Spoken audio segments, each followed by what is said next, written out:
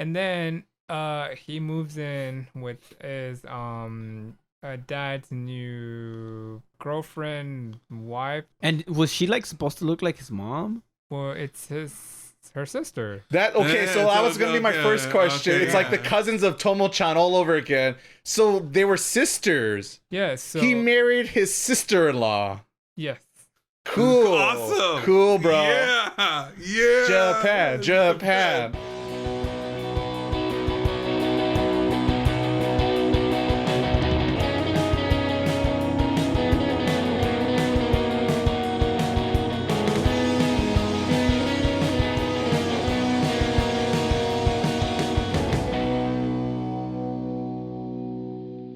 What's up, people? Welcome to our little traveling podcast shack we call Taco Otaku, where we bring you the hottest takes in anime and video games. My name is Ray, and I'll be taking you for this episode of our fantastic nerdy geeky podcast that we do every other week here on the interwebs. Today we have an interesting episode. We have a double feature of spoiler cast talk. We first have Double spoiler? double spoiler back to back mysterious voice out there, which is Scott Pilgrim Takes Off, aka the Scott Pilgrim anime that's on Netflix. We'll be talking about that and get into a spoiler talk, so look at your timestamps below if you want to avoid spoilers. And the latest hottest Hayao Miyazaki film, aka Boy and the Heron, is out, and we all watch it and discuss it. So stay tuned and for all that shenanigans. Plus, we've been watching, playing all the stuff we do every week on the podcast. But now it is time to move on here, introduce my colorful cast of characters. And let's start with Miles, brother. How are you doing? I am doing fantastic. I am here. I guess hope everyone had a happy Christmas and wait for the new year. Oh, yes. Happy New Year. Yes. This is definitely 2024. We're recording this. We're definitely not stacking episodes in store for the holidays. Right. Remember, time doesn't travel here in this wonderful shack we were in the internet. It can be anytime, any place in the universe. That's right. How do you like your 2024 so far, Frank? Keep me away from sharp objects. All right. Jarvis the end, huh? A lot of dangers, it sounds like, in an everyday household of Frank, perhaps. Clippers won't win. It's just say that already. Just put in your bets now. Put in your bets. It is the season, apparently, now to call the final playoffs. OKC will take them down. Those tall jaw Attack on Titan Oda fans over in OKC. Yeah. And, of course, our last contestant for today, Ivan. How are you, Ivan? How you doing? I'm good. You feeling big, gigantic? You ready down to take down some, I don't know, scout? What do they call them? Scouts and Attack on Titan? Yeah, the scouts. It's been a long Time to smash Aaron. We don't like Aaron. He's a talker. He's too loud. Yeah. Great. Now he's the antagonist once again. Our Luffy. We could go for Luffy. You know the Luffys. How far are you on the Luffy's journey, Ivan?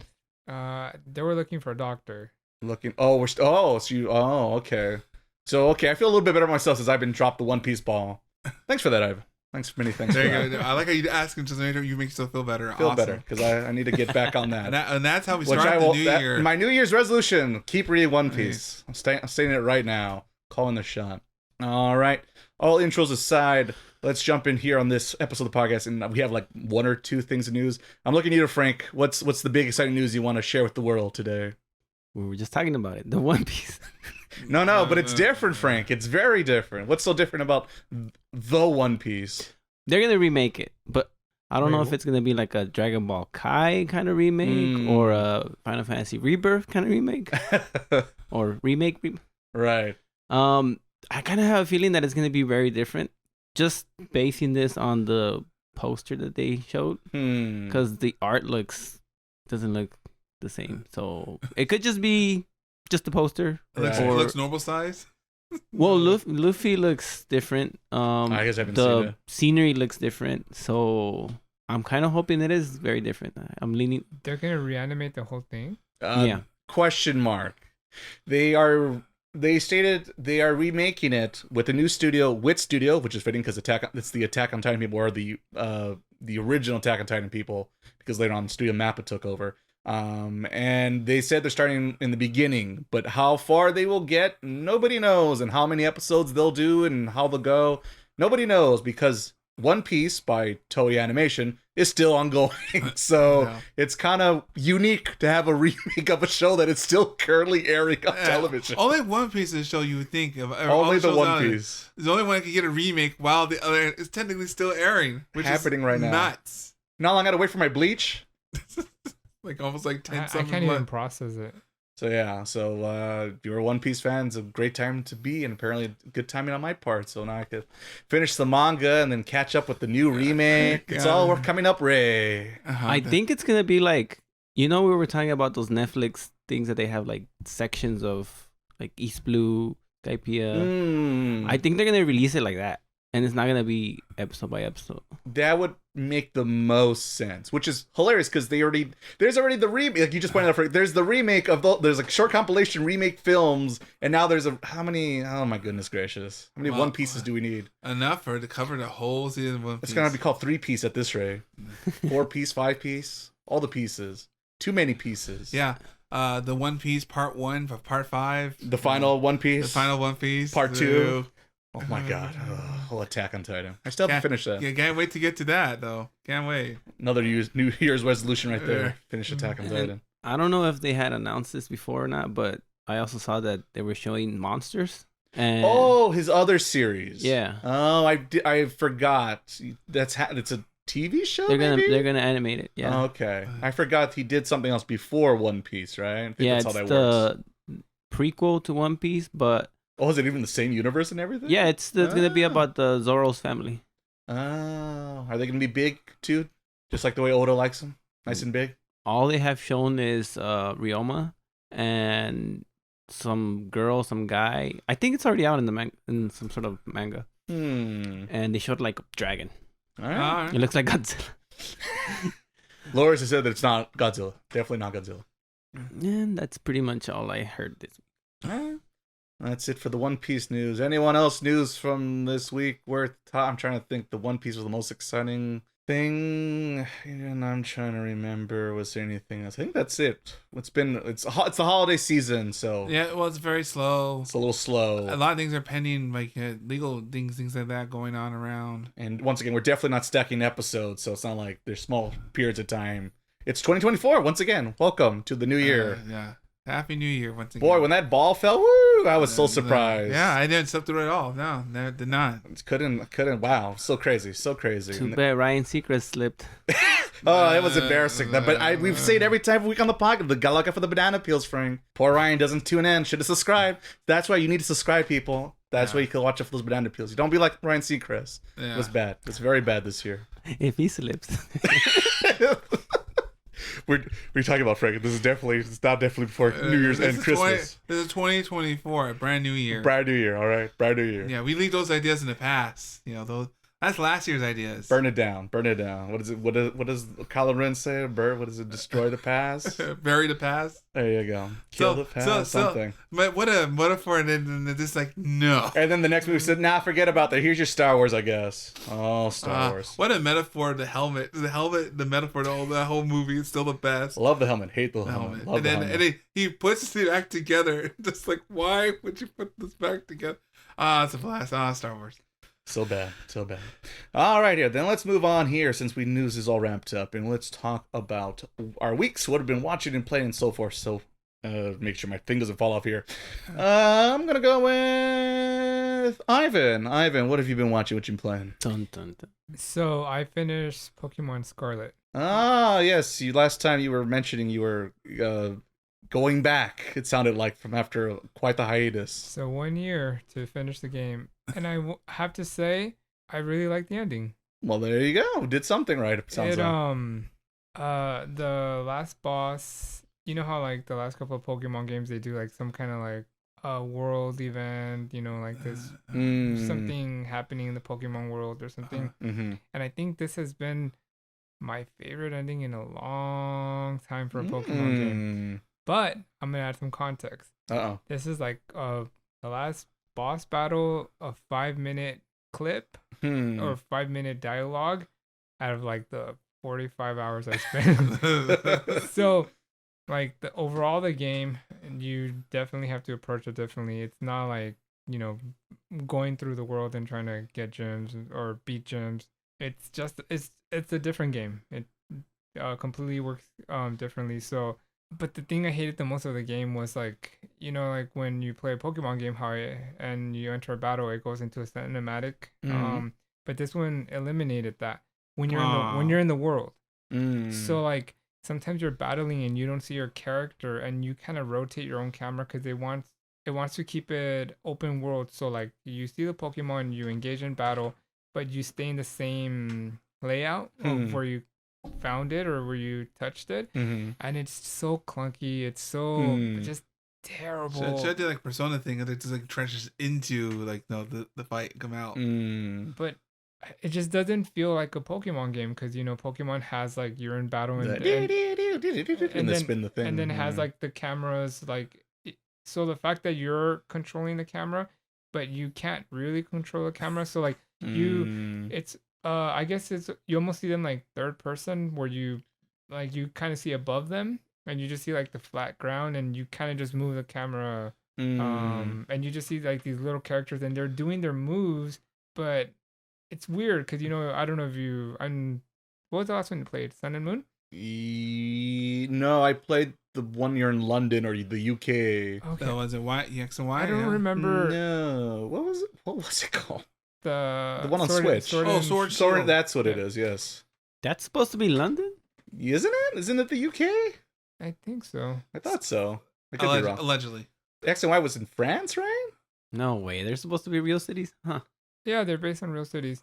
But yeah, terrible cameras. The overall game, like just the fact you don't have that cinematic, like it just hit me when I was about to finish the game. Hey, where are the cinematics? Like I saw it the whole time. Like I hate this, but I couldn't really like put my finger on it. Something was off. But the only time you have cinematic battling is when you do a gym battle. But just so fighting trainers, because they don't attack you the same way. They see you and you need to go up to them. And once again, when you fight them in the world, like you see them standing and they bring out their Pokemon and you just kind of see like flat. The camera's above. Does that make sense? Kind of. Almost like if you're looking at ants. So it's just terrible. But yeah, the last boss I actually enjoyed. The little story was pretty cool. And this was like 5 minutes, but yeah, I enjoyed it.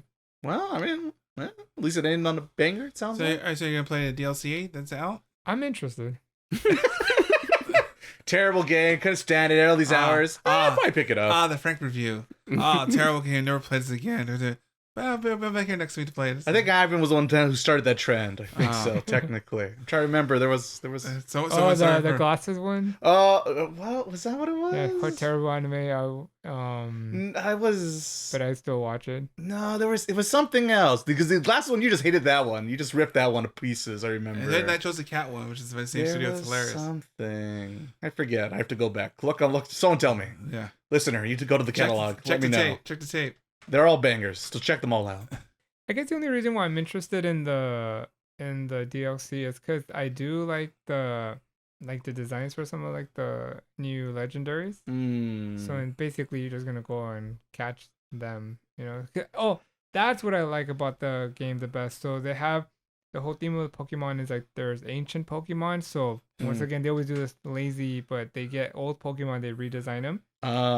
So and I actually do like them, like a lot, especially for battling competitively. So they're really fun, and they added more in the DLC. So gotta catch them all. Yeah. After all these years, still gotta catch them all. 625,000 Pokemon out there now. Too many. If it's not the OG 151, I'm lost. I'll tell you that right now. And the last boss was kind of hard. But so it came down to like I have one last Pokemon. Pokemon with a little bit of HP, and then it's like you start how doing. It should be. You start moving your hands like go, go Pikachu, go. The music in the background is one final attack. But that's what I liked about it because it would actually KO your Pokemon with one hit. So it was that kind of battle. I'm like, oh shoot, like you're here to play, Now I gotta wake up both eyes now. Whoa, okay. Actually gotta try now. Oh, and I guess I was gonna give a little spoiler, but I'll save it because Pokemon did something a little different where like it got kind of dark the last story arc, but when I mean dark, I mean in Pokemon. Right. No, Digimon got dark. That get dark. Was the X and Y with the whole end of the world? Well, I mean, don't they always become the end of the world now these days? It feels like they all do. Yeah, as you do, But this one was my favorite one in a while because I didn't like the X and Y story. When it ended, I'm like, good. Yeah, like, it's over. Sun and Moon. Sun and Moon's probably the last one. Story wise, I was into. What was that story for that one? Oh, the It's the evil mother, right? Yeah, I didn't really like that one either. It's the best one. You like that one? Out of the newer ones I've played. Because X and Y with the red beard man who's just like, ah ha ha ha. Yeah, I didn't like him. Yeah, he was the worst. He was definitely the worst. Yeah. I still think that this ending for this new Scarlet and Violet, I like it better than all those three. But it's only 5 minutes. It's a good 5 minutes. It's only 5-minute dialogue because the story gets a little dark. You're talking to the guy who spent $300 in Fire Emblem for like stupid little quick dialogues of like, hey, we should be friends. Yeah, we should be friends. Riveting conversations. But I'm the right man to talk to. But I had to figure it out. But see, I saw it, and none of you have seen it, so it was worth it. There you go. What about YouTube? Shh, doesn't exist. Doesn't exist. I don't know what we're talking about. What is that? Cheaters. That's for cheaters. Are you a cheater, Ivan? Yeah. Filthy cheater. Get out of my podcast. I can't find I get stuck like for 5 minutes like gosh shoot. Just Google. Bring up the facts. Walk through. Where do I go?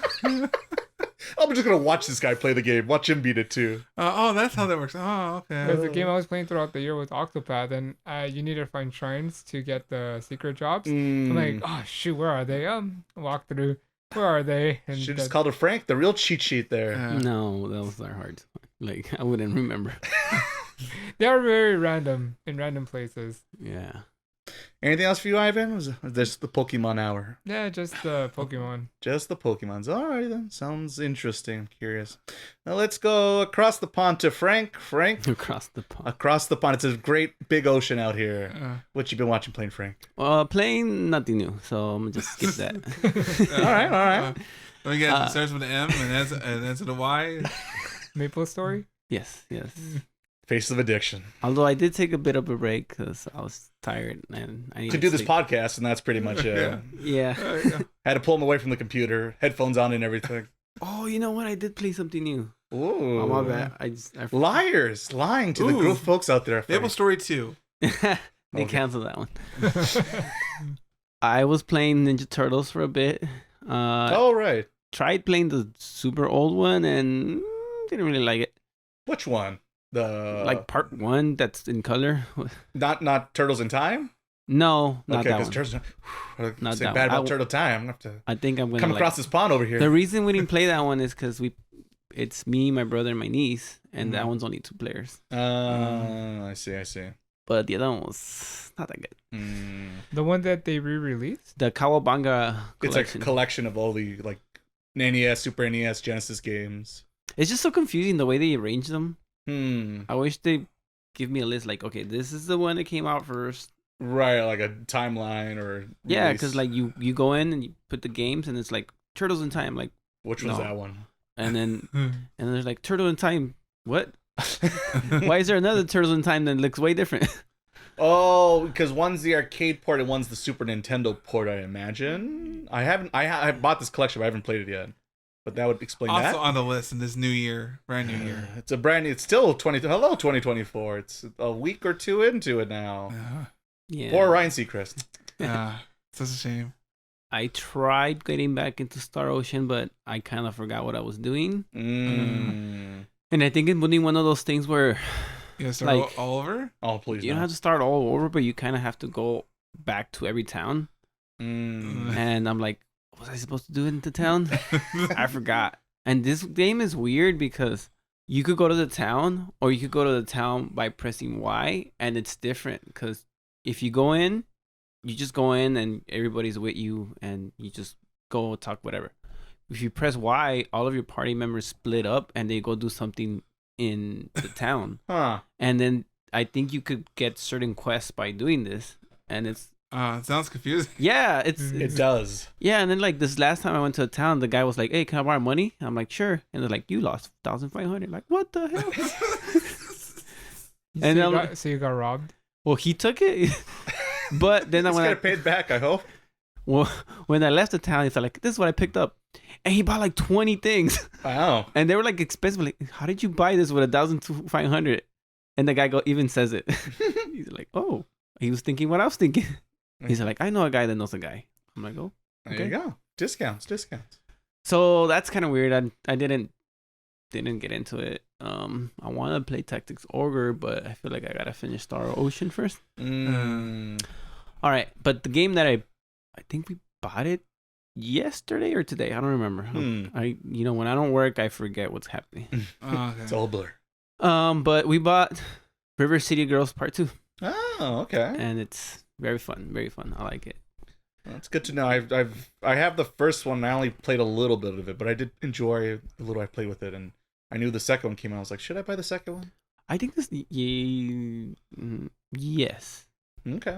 I don't know if it's worth the $40. I was gonna say maybe wait for a deal, perhaps. But if you enjoy the first one, you're gonna like the second one. Okay. It's River City Girls improved. There you go. That's what you want to hear. The sequel. Yeah, more characters, different moves, more funny dialogue. So it was funny. I do remember having good jokes. Okay, but what I mostly been doing is watching anime. Ooh. I sort of. Okay, because I watch anime at work.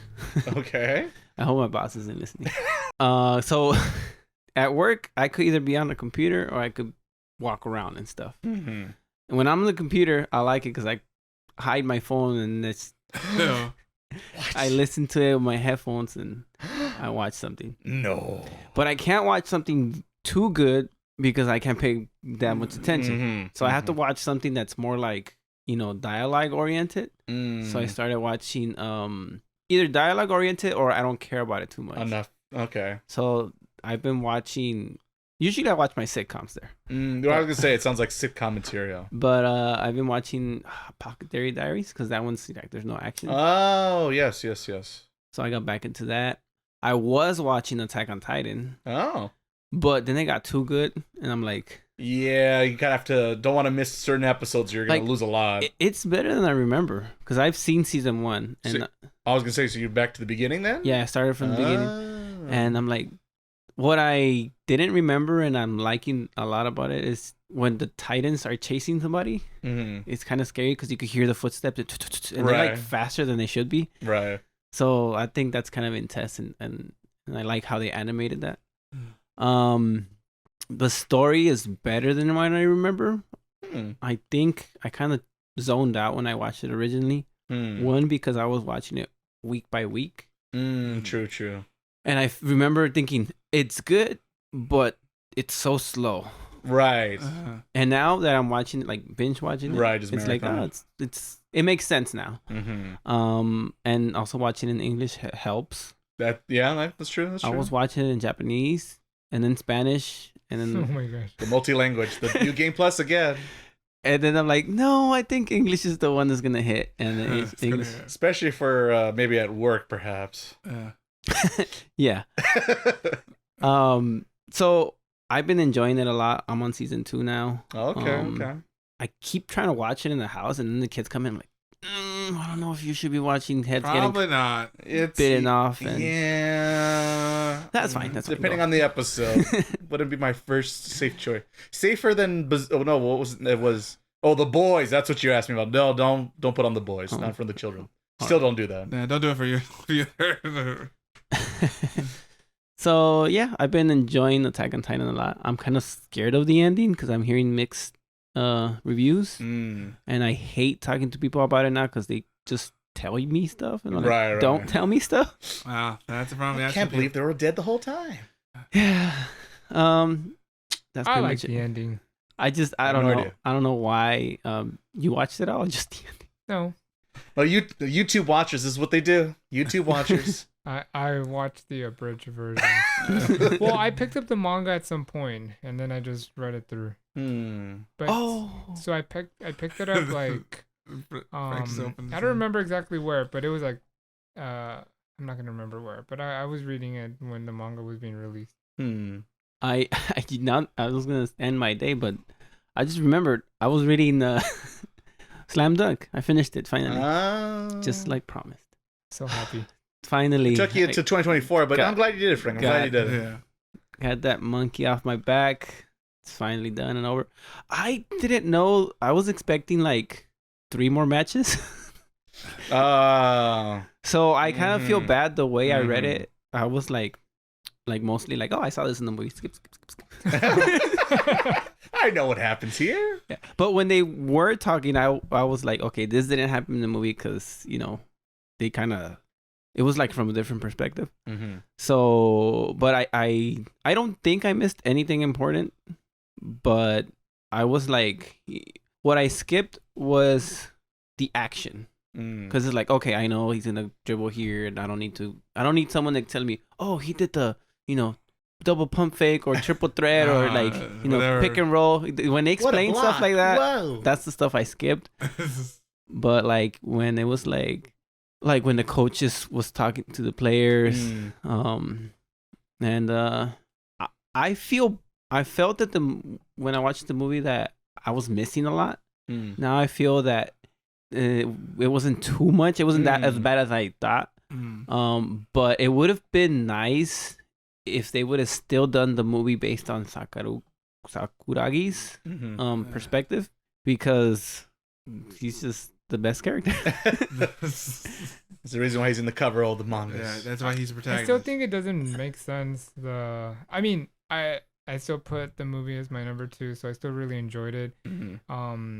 But when it came back to finishing the movie, like based on the basketball game, it felt a little weird because they focus the whole movie on other characters and like, oh, but these two are like the real characters. But the whole movie doesn't let you know that. Yeah, it's one of those. I kind of understand it because it's a movie, right? And there's no time to do all the other guy's story, right? So like, who's a story that we could like tell in a quicker fashion, right? So they pick eeny, meeny, miny, mo, you're the guy. We're going to tell your story because it's not as much and doesn't take 20. How long is the series? Wait, but you know what? They totally invented that story. It didn't happen in the manga. Yeah, it's but it is a writer, the creator. Right. So I guess it is canon. Because he made it. Yeah. But I still really enjoy the movie a lot. Like I still reading the manga made me want to like put the movie up higher. Because it just like reminded me of like, damn, it was a good movie. Like I can't talk about it now because it goes into what we're gonna talk about later. I remember that movie is that was funny seeing Anime Man. Like there was like a serious basketball, and then here's this. They're like, maybe what's basketball? What's this going on? Time for some anime. You know what? I'll just say it now. I told my brother, like, I can't believe that we went to go watch The Boy and the Heron and you didn't go watch Slam Dunk. And I was like, you missed out on the wrong movie. We were like, damn it. So I was mad. He was like, you're still thinking about it? It was a good movie though. I think it's like number 5 in like most gross film in Japan. It did animated. Very high. Yes, it did very high. And I felt like when I was watching the movie, it was just a good production. Like as far as like music, you know, like storytelling. So as far as like the Sakuragi element, like the story, it's a bummer because that's what I really wanted. Because I told Frank here that there's 2 important scenes that were removed from it. Like the most important scenes of the whole manga, they were removed. And so it was weird that they're showing the basketball game, but there's like no context behind it. So I think that's it. That's why I couldn't put it like as like one of the best things I've ever watched because of that. So I have to just say it was a really good film. I really enjoyed it, but it can't be like one of my top favorite things. If they would approach it differently and they would have shown all that, then I probably would have put it as like. Okay, that's why there's a second slam dunk probably afterwards. We see in their perspective and just like maybe the slam dunk. Slam dunk. Just do it like the second slam. Do it like part 2. No, do it endless 8 like in Haruhi. Just like do the same game, but like in everyone's different perspectives. That would be weird. I mean, like I can see them doing that because I was thinking about it. I guess that's oh god. Just saying, let's say it. I'm like gone. And then the final one thing actually Sakuragi's it, and that's it. That's he closes it out. The final slam dunk. That was a bold choice. But yeah, we're not gonna do the spoilers, but Frank now knows why it's one of my favorite stories. I still think it has one of the best endings because the writer they wanted him to do a typical shonen tournament. You got to be the best, and he said, "F you, I'm gonna do what I want. I'm gonna write my story the way I want it." Very Attack on Titan-ish too. If you read about how he approached the ending, and I think it's one of those like some people will not think it's the best ending, but it's the ending they intended to, and that's why it's definitely in my top 3 of all anime manga I've watched and read.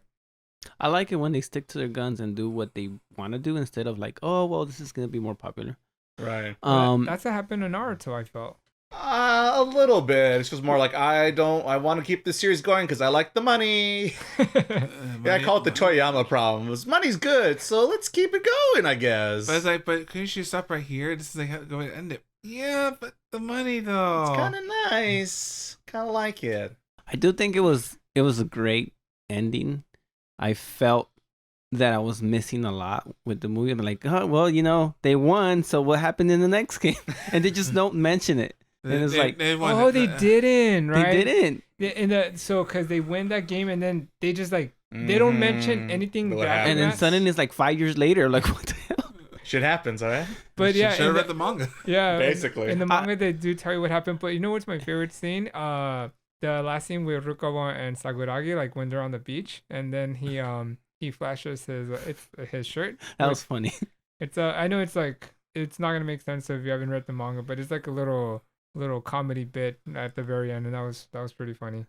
And then he says, "Oh, they must have taken him as my replacement." It's so stupid. Sakuragi's he's so stupid. Pretty much. But yeah, like in the movie, I thought Sakuragi died. Like I was like, wait, super dead. Oh, another thing. In the manga, you did read the part where remember when he does a 1-on-1 against Rukawa, and they don't mention it at all. But they mentioned it in the last game.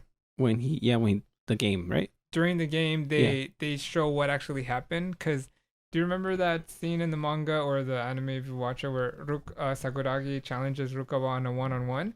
Vaguely. And then he loses badly, and then he tells himself like, "Oh, I had a terrible dream. Like that would never happen." Oh yeah, I don't know why, but yeah, I do remember this now. Yeah. So he like blocked it from his head just right. And then, but in the last game of the basketball game, they mentioned that comes up, in the game, and once again, that was removed from the movie. So they removed their stories, right? Because time and so. But that was another one of those good character developing moments. But yeah, Slam Dunk, please watch it. Sounds like it's a winner. Please. May I recommend the manga, perhaps? Yeah, so that ends my week. Slam Dunk week. My 3 weeks since last year. Yes, it was. Yes. So you've been very busy this new year, Frank. A lot of basketball in 2024. Good thing he dodged the banana peel. All right, Miles. Sounds like it's your turn up to bat, brother. What have you been watching and what you been playing? Most been playing SteamWorld Build. Still building that perfect world of yours? I finished it. But I guess their incentive is that because they're like, well, that's in the game because like each game is like SimCity, there's different like terrains you can get. Like they always choose like 1 out of 5 terrains. If you beat them, you get like a special building you can put in your next town or something. Like you unlock like a feature or something like that. So like since I beat the first one, I able to get certain my resources a lot quicker and things like that. And I just put like build it. It doesn't cost me any points or anything. So when I put the next map, I could play literally game over again, but without like the cutscenes. You can the cutscenes and the tutorial. Just keep doing it again. Wait! So you can beat this game? Yeah.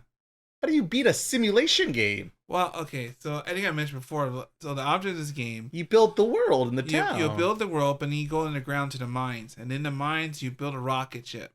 So you have to you find all the rocket parts, and then you get fuel to refill the rocket and get off the planet. That's the whole goal. But then, so you just unlock New Game Plus mode? Yeah, and then because like I said, there's like 5 different maps. So you beat the game, all these maps, you unlock new material, new items you can use in the game for like if you play new game like the new game plus, I guess basically. So like right now I'm on the second one now, and I unlocked something from being the first map, so I got like get my resources quicker and things like that. Oh, so you only beat the first map level, not the whole game. I guess Okay. I'm just the idea of beating the simulation still. It's like I beat The Sims 4. It's like what? How the hell did you do that? But I guess I did put it easy myself because when I played the first map, I played like modern or like moderate kind of level, but it was game. The problem I think I had the problem you had with both you and Frank had with Fire Emblem Engage, in which it's harder because it just keeps spamming you with all this nonsense. Oh. And that's not really hard, but it's just like annoying, tedious. And so I was like, I'm not gonna do that again. So I just put it just in casual, so that we could beat it casually. Get my next one, move on to the next map because I'm not gonna do the whole. Because it was annoying. Because all they did, especially when you go to the second level of the mines, because there's 3 levels in the mines when you go deeper down. Mm-hmm. The second and third level of the mines, that's when the enemies come out, and you have to, make built turrets and defend your mine, I guess, from these. But they spam every 5 minutes. So every time you're too busy trying to collect, we're just trying to do sim management stuff. It's like, oh, I gotta stop everything. Because now there's creatures now attacking my layer down below on the mine. And the gameplay changes?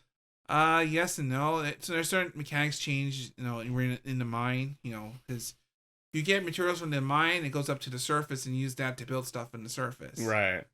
But, the problem, that whole problem, the game, the one that flaws in is like, you'll control certain I guess troops, I guess, you control the mine workers, but say you wanted defenders, I guess, the attack units, I guess. You can't really control them, they kind of just go on their own, so you just keep building them more and they'll take care of themselves, I guess. Mm-hmm. But when say when I guess basically a horde comes out of from the last 2 mine the level, it's like, well, I want to attack them. No, but they keep shooting everywhere else over there. If I need them to attack, because then they break down my resources, and it causes a lot of damage, and I have to take time to fix that. So it can get annoying because it's like every 5 minutes. I count it every 5 minutes. Another swarm comes in. You gotta stop everything, defend. It gets very tedious, I guess. But you put on casual. There's not any enemies. You just worry about just the simulation part, and you can just move on. Overall, it's fine. It's not exactly I still say the SteamWorld Dig and Dig 2 are probably better games of the series. But it's a good modern one, especially if you're used to SimCity or simulation games in which you build units to make more units, and then gather resources to make more units. It's a whole management thing. Numbers go up. I think you appreciate the second map. Apparently, it's like a Vegas theme kind of setting. But so there's monuments of casino or the Eiffel Tower. Or a lot of the monuments you've seen in Vegas, I guess. Do you unlock one of Terry Benedict's casinos? No, you do not, unfortunately. Aww. But they take place in the map, so you have to build around these monuments. You can't get rid of them, so you have to build around them, so that it's part of the scenery. So it's a lot of planning, tricking, putting resources managed out the right way, because you want to still make enough money so you can mine down below. Because when you mine down below, it takes resources. And you want to balance the cost life, You want management, yes. Yeah, you must make more money to manage the stuff down below. That's practically all I did. I did play a little bit of the Scot Pilgrim, the complete edition, the Ubisoft game from a while ago. Oh, the Versus the World, is that what it's called? Yeah, Versus the World. Classic beat 'em up. No, it's fine. It's actually I played because it's on the. I played on the Switch because I got it cheap because they were every. It's not every other sale they have it for $5 or something like that. Ridiculous. Tis the season. The complete edition. I mean, it's 2024. The season's over. Yeah. It's definitely over. Yeah, I did got it for Christmas. Yes, Christmas was great this year, wasn't it? Yeah, it's so cool being up game. You choose your character. You beat bad guys over. You get coins. You level up. You eat food and just keep going through basically the movie / comic. I guess very much. I remember you didn't like it, right? Or you said it was clunky. I enjoyed it. I remember a long time ago saying that it was a little clunky, too clunky for maybe. It's been a long time. It is funner with more people because you can play up to 4 people, so all could beat. Right. But overall, the music's great because the same. Right. Music fantastic. The gameplay is pretty good, solid. You like beat 'em ups? It's a decent beat 'em up. Yeah. And it does. It does the material justice. And also, like for example, I watch other animes, but they're animes I watch, so we're not gonna go there because I'm not gonna get I want to start this year on a clean slate. Mm-hmm. So you're gonna change your ways, brother? Yeah. Or I'm gonna turn my ways of not saying. I'm gonna mark this down for the history books and look forward to remind you in your future anime choices, perhaps, about this New Year's resolution. Yeah, I finished Dark Souls. That's the catchphrase I'm gonna save for the rest of the time. I get dark and edgy, and it's like man, what's some fluff? Huh? A lot of fluff. A lot of fluff. The world's hard. That's all I'm gonna say. Indeed, it is. I suppose. And that I end my turn. Alrighty. Well, that's in for Miles' fluffy week. It's time for my Hard Knocks Life. There you go. Let's see, what do I talk about? I guess I'll start off with the easy one. So I finally finished Pulto, the manga, which is out in anime form if you're a Netflix subscriber. Hey, really good. Still holds up to the test of time. I haven't read it in maybe not 10 years, but maybe like 7-ish years, something like that. It's ever saw a joint. I mean, of course, it has to be pretty good. Yeah, he still doesn't know how to do a thriller. I forget how depressing the ending actually is on that one. It's a bit of a downer if you're not. Oh, I can't wait then. So if you're thinking this is Astro Boy's happy-go-lucky. Tetsuka did stories that weren't happy-go-lucky and Urasawa on top of it. Turns out it's not the most happiest ending out there, but a very good ending nonetheless. So hope if maybe go watch the Netflix special. I know I will be doing that in this new beautiful year we find ourselves in. And I'll get back to you and see if the anime can live up to the hype of the original manga. So yep, that was Pluto. Very good. What else did I have listed? I had Persona 5 Tactica that I've been playing through the Xbox Game Pass. It's okay. It's kind of okay. I finished the first, I guess, dungeon level area, however you want to explain Palace, you might say. Yeah, it's a kingdom. It's very different, Miles. Very different. Oh, okay. It's just the gameplay. Like, I like the characters. It's a decent crew. It's not as good as Persona 4, but nothing is. Oh, wow. But it's just the gameplay loop of the strategy turn-based stuff is very it's just the same formula of, hey, these fools hiding behind a wall, push them out of the wall and then shoot them in the face. And it's just kind of boring. I want a little bit more strategy involved, like, the right person at the right spot with the right weapon equipped and the right persona. But it's really basic. Just shove them off the wall, then shoot them in the face and they die. So it's kind of like just very kind of simple as a guy who spent a lot of time playing tactical turn-based RPGs. But isn't that by design? So that way, if say someone who's like, I don't know very tactically, but I want to play this because it's Persona 5 game, right? Maybe, I guess. It must be because it's definitely not for, I guess, advanced people. Maybe if I put it on and the other thing is the CPU is really dumb. And granted, I did put it on normal, but it almost feels like I put it on easy because they don't.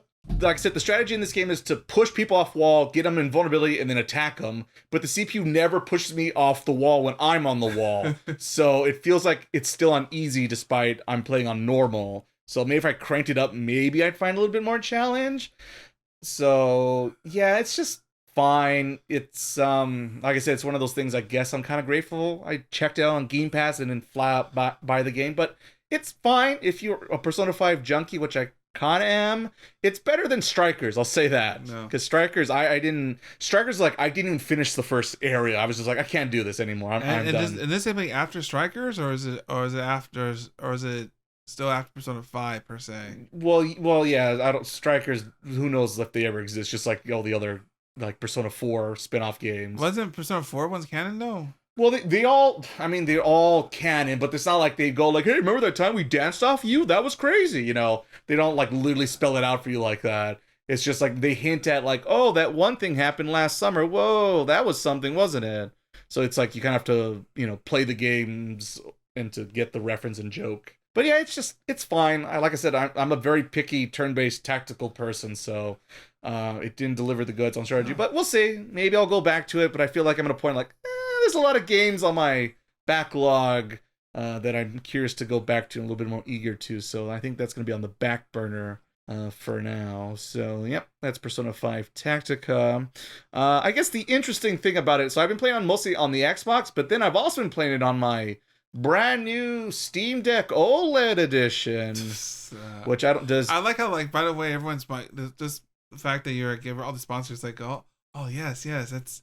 Yeah, thank you very much. Thank you. Well, Gabe was very nice when he gave it to me personally. Yeah, he had it delivered to you. It's like, Can you use your Xbox on that? Your Xbox Yes, account? you can use it. There's a little bit of a workaround, but because the Steam Deck is, I guess, it's a Linux-based thing, which basically means it's open.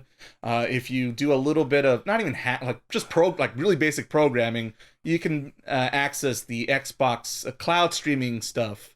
On the Steam Deck, open source That's software. dope. So it was pretty neat just to be able to, because I was at work and there's no open Wi-Fi at my work, so I'd have to tether the Steam Deck to my phone, which then use its 5G magicness, and I would connect with that. And 5G overall, magicness, that's a new one of the day. Magic, it's all magic.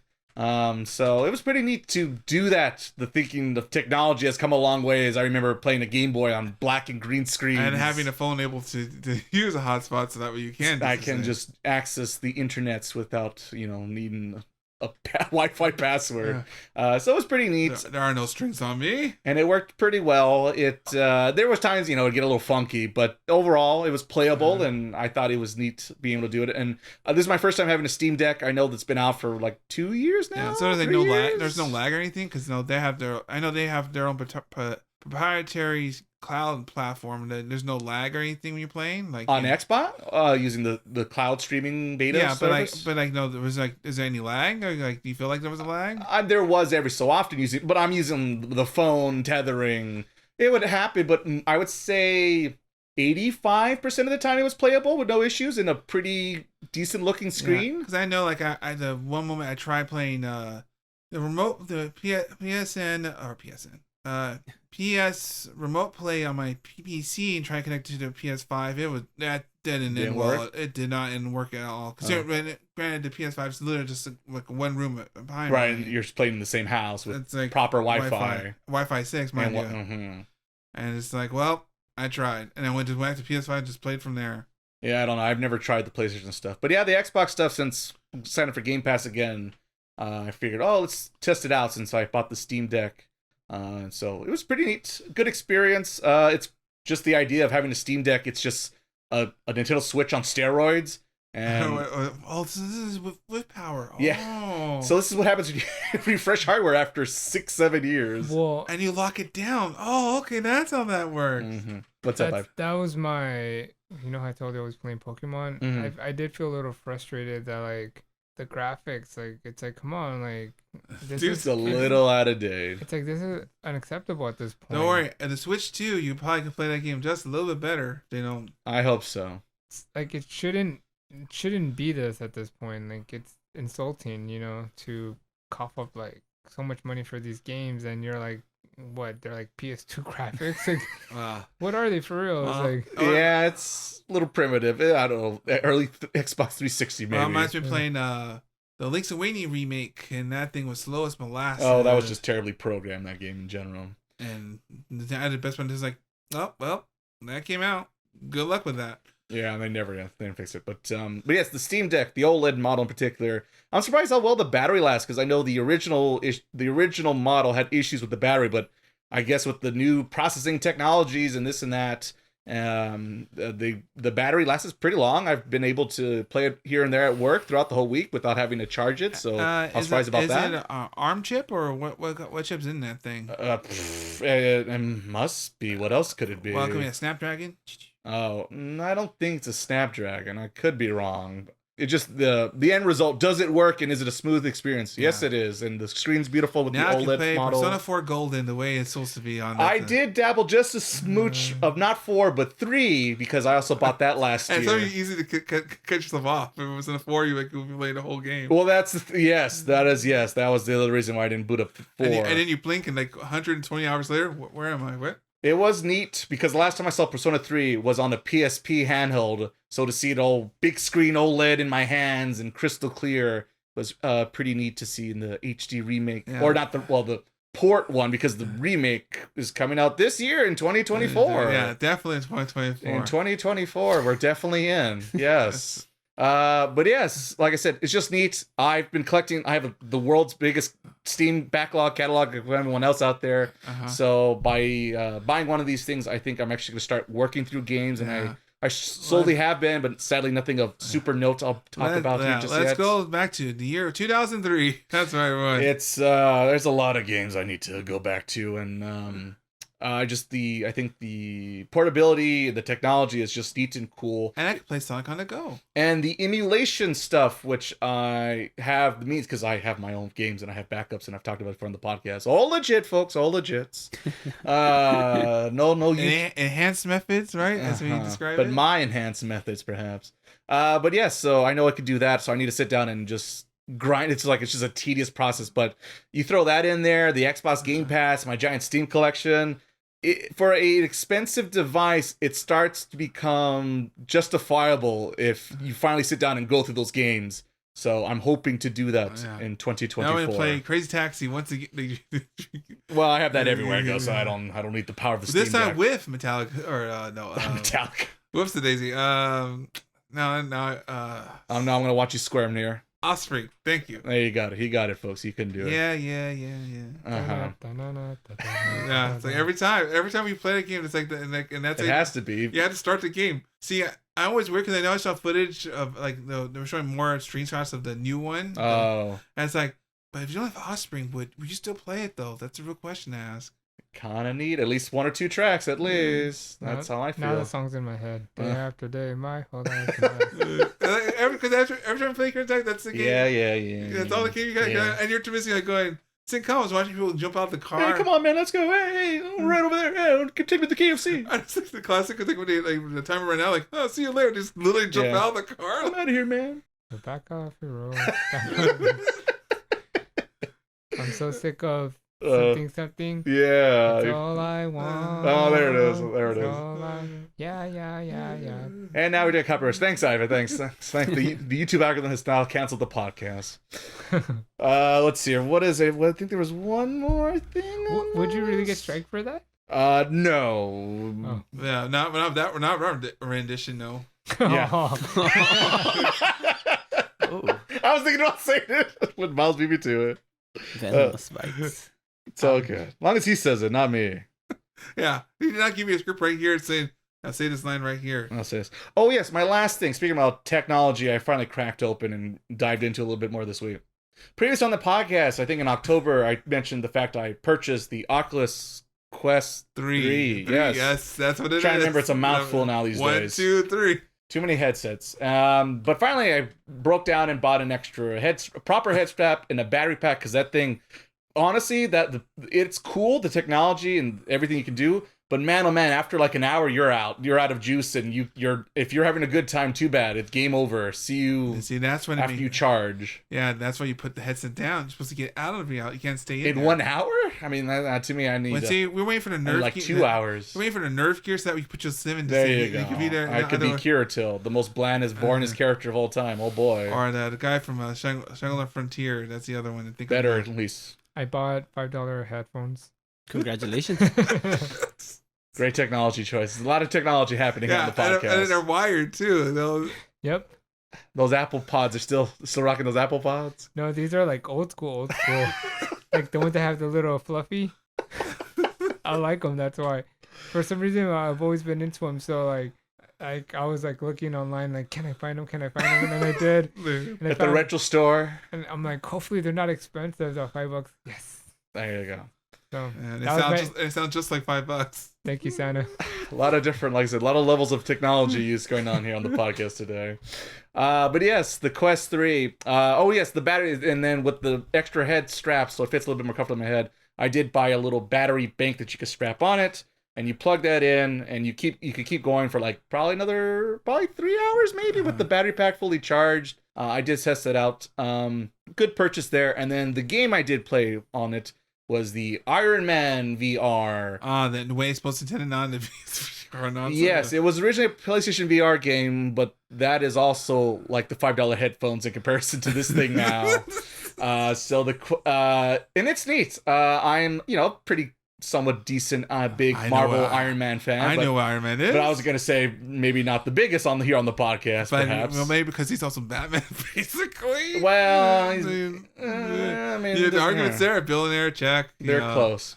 But yes, playing the game is pretty neat because you really have to use your hands and like Iron Man and balance yourself and fly around a little bit. I sure look like a fucking moron. I'm sure someone's recording me. But when you're in the game, I'm like, whoa, look me, mom. Turning left and right with my hands. We find you YouTube videos of this. We can see it's like this. I am doing fun, everybody. You look like a moron, but boy, when you're in the game, like I was like, because if you tilt your head up or down, you go up and down because you're doing a lot of flying and shooting in this game, and there's like a lot of like kind of tight turns and cool curves and stuff like that. It's just like, oh, I felt like flying, and then like dramatic scenes plays out, and like you reach out and you gotta save her, Tony. Oh, and I'm stretching my arm out like, oh, I got her. I feel like a superhero, like a big old cool moron, basically. But yeah, I just thought it was really neat. It's the first game I really feel like they're really selling the idea of flying and speed, momentum, and 3D VR that at least I've experienced. Yeah.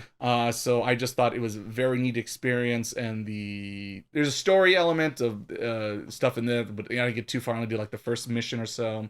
But it just looks really cool. You could walk around in his house in Malibu and just the details it's just fun VR stuff. And, because I remember back when VR, you would warp around the area, right? Because you don't want to get anyone seasick or whatever. So here's the question to ask here. All right. As the said known Iron Man person here. Mm-hmm. Do you put the suit on? Did you hold the whole like with your hands, like put the arm around that? In the sequence I play, there's a small segment like that. I'll tell you this, Miles. There's a briefcase, which I thought would make you very happy. There is a briefcase. I love the briefcase. You have that's like the classic 101. Like you have to do the whole Iron Man 90s cartoon. And it's like the transfer. Like what? I don't think this makes any sense, but just put it on. Yeah, we're good. And that's just his laptop. Yeah.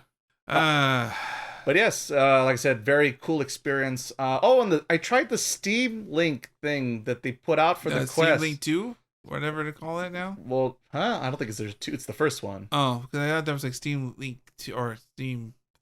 There's Steam VR too, right?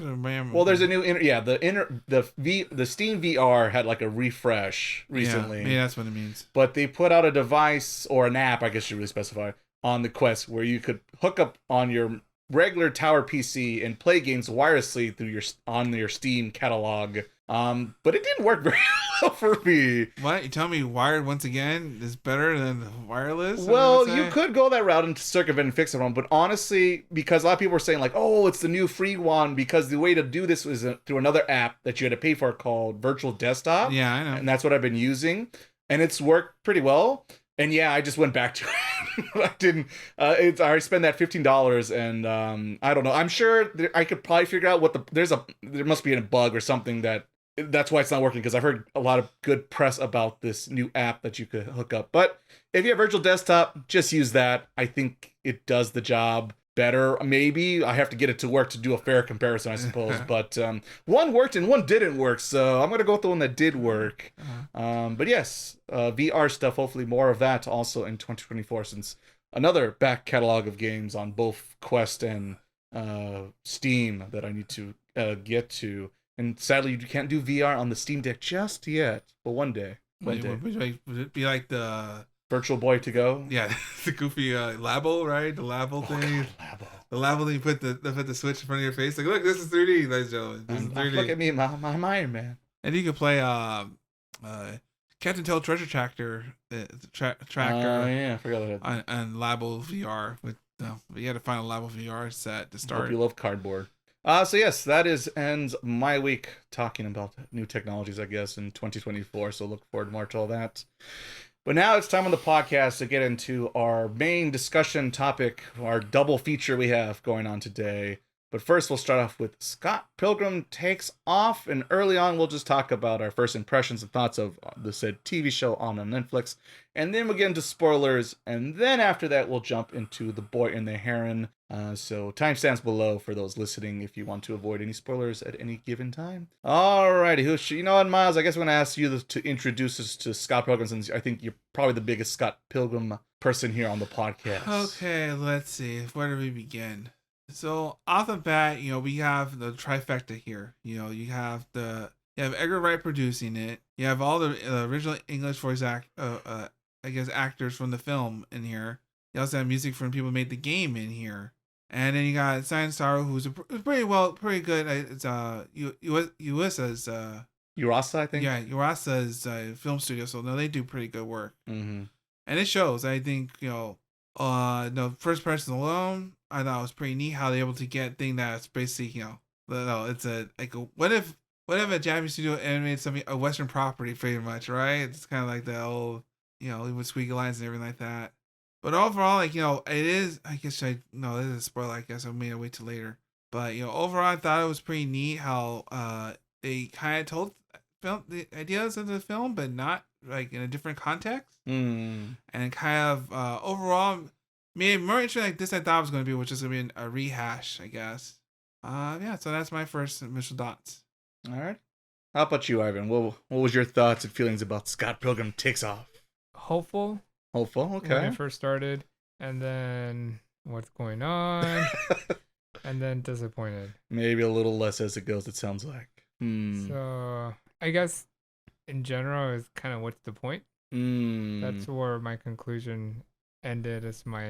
After I finished the show, I was like, what's the point of this? But it was all right. Okay, just all right. How about you, Frank? What was your first thoughts and opinions? Oh, here's another side. And that concludes. Okay, that's a big giant ... I guess that's what Frank just said. But right, I guess with Frank, we should mention you didn't get too far, correct, Frank? I got up to like episode 6. It didn't grab my attention. I couldn't focus on it. It reminded me of like a Sunday morning cartoon, but you can't let the kids watch it. So it's like, why are we like? 'Cause I feel like it was geared towards kids, but it had adult content. So I'm like, I can't let my niece and nephew watch this. Right. So it's like, why are we gearing towards kids if they can't watch it? That was confusing for me because I feel like the story was. I feel like a big part of the story was meh. And a big part of the cartoon was the action, because I thought that was like where they had a lot of effort into it. At least that's what I noticed.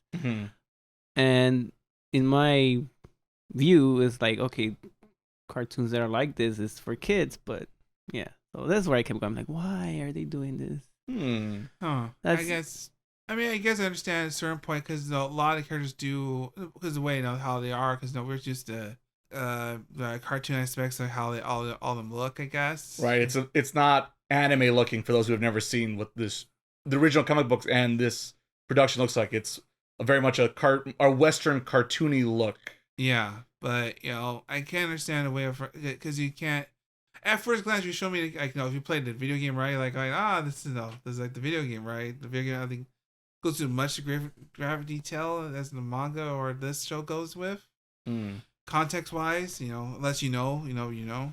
But I guess first glance, it can be a little jarring, because you think, oh no, it's like, no, look at this cartoon show. They're like, whoa, we're doing more mature themes, and like now you're kind of, you're not sure, you can't get confused, I guess. That didn't bug me though. What was a little kind of hard for me to first connect was the voices, the actors with the cartoon characters, because you know how they look in person, so it took a little minute to kind of adjust to the cartoons. But I didn't mind the animation or because if you know Scott Pilgrim, you know it's not a kid's cartoon. Right. Any other thoughts, Frank, you had? No, just okay. Yes. All right. I'm always worried if they do things to appeal to the masses, or if that's really what they wanted to do. So we were talking about earlier about Slam Dunk. Is like this is what I want to do. Right. Yeah. And it's just like certain things that I'm like, is that what Scott Pilgrim is, or did they add that? Well, I guess we start with. Have you seen the movie? Yes. I've seen the movie. Yeah, it's basically just a rehashing of like all the characters' motives in that movie. I guess it is kind of dry because you're used to it's kind of easier for you to see cartoon characters more than seeing live action people doing it, and then watching cartoons because you get like a little weird because you're not used to. I think I know what Frank is trying to mention though. I think he's saying that because this is a whole new story. Yes. Technically, it's a new story without getting into too many spoilers. Yeah. So, and then the new elements of the story, I guess that's what you're mentioning, right? Yeah. They're without saying it, I'll say it. The kissing scene was like, is that original? Did they add that? And if they added it, was it just too? Because if they added it, just that's what they want, like they felt it would be great, then I'm okay with it. But if they added it just to, I think I know what friends are. Yeah. It tended to be like that because that's how some of the characters are, but it is. Well, I mean, the problem is that it looks like it's a cartoon show, but then it's more for adults. That's like the best way to describe it. I guess when we get to spoilers, I'll talk about it more. Yeah. Okay, because I'm not even sure what kiss we're referring to at the moment. Yeah. Well, there's a couple of them. All I think of is maybe one or two in my head right now that he might have issue with, but that's spoiler talks. We'll wait till later. Alrighty. For myself, so yes, I watched the movie. I tried to get in the comic book, really never did. I enjoyed the movie quite a bit, even so much so that I did rewatch it before watching the anime since it's been a long time. So I figured, what the heck, I'll watch to it. Movie still holds up, I think. Still very funny. It is a lot of pop. It's like, that's the other thing I was saying about rewatching. Oh, this is what if Ready Player One was good. Yeah, that's. Yeah, no, you're not wrong. This is because it doesn't, and it's because I think the director, well, when to cut it off and things like that, so it's not too much in your face, right? And Spielberg pretty much just like, I don't know, we'll just do this and. Well, but that, to be fair to Spielberg, that's just how the book. I haven't really read it a lot. Well, so the book is worse. Hey, look, 80s reference. Hey, look, 80s reference. Hey, look, 80s reference. While Scott Pilgrim is like, look at the 90s reference, but like there's a joke or there's an integration. It's more than just pointing and look, hey, it's a Gundam. Oh, look, it's Back to the Future. Well, yeah, they actually incorporate it and actually makes, you know it. If you know it, you know, but it's not like in your face, this is this. Right. It's quick and to the point and makes it haha versus making a whole plot point and this and that. But anyway, yes, it's like I said, it's a movie for nerds about nerds in the 90s, early 2000s. Yeah. So yes, and knowing that it was an anime studio by Sensaru, which Miles mentioned has pretty high regards and out there, it is in one of the new more popular studios. But also at the same time, they do more like artsy stuff and not more action stuff. So I was a little surprised they're the ones that did, because in my brain this screams like Trigger. Because even the art style is more like something Trigger would do with their chibi art form. You're like a panty and stocking, if you will. So, but having said that, they did a fine job, I think, trying to adapt to a more Western cartoony style, because they don't really do that in Japan very. Like I said, panty and stocking is the only other thing that comes kind of close to me, or maybe some other chibi kid show. Any Trigger, I think you get away with the fine line between both anime and Western comics in a way. Right. I think they did pretty well adapting material the way how it's drawn, the way how the characters look, and it's 100% accurate. It's a faithful adaptation of the original designs. Maybe not as strong as Ivan, but it's more the last episode I felt a little bummed out about. But overall, I think it's an interesting what if scenario, I guess, without getting into any more spoilers, of the Scott Pilgrim universe. Yeah. And for a short series, if it was a long thing, maybe I'd be a little bit more about it. But I think it's a modern take of that old story idea, is the best way I can talk about it without, like I said, getting into details. Yeah. And it's like a light recommendation for me if I was people to ask me, hey, should I watch it? Should I take it? You got Netflix, and you know. It's probably one of the better animes that Netflix made, I guess, per se. Yeah, it's definitely quotation marks. Yes, their own productions thing. And then I was kind of a sucker for all the. Did you catch that, Ivan? All the Beck references. Oh yeah. Yeah. I was just like, I want to know who's the man who said, "Give me the Beck references." Like, who the fuck knows even what Beck is? It's such a deep cut. I never did because I think me and Ray we watched that. I was like, well, look at this. Like this is for you. Look at this. Yeah, that was cool. That was very cool, and I liked that it's there, but it's not once again like Ready Player One, a 1-for-1 copy and paste. It's just similar vibes in a similar situation. Yeah, if you know, you know. Like it's a very subtle. Like you have to. Think it's like a double take. Like, wait, was that a reference to so and so? And so, yes, the more subtle references is much appreciated throughout all the series of incarnations of this world. But yeah, I enjoyed it. So yeah, I guess we'll find out how.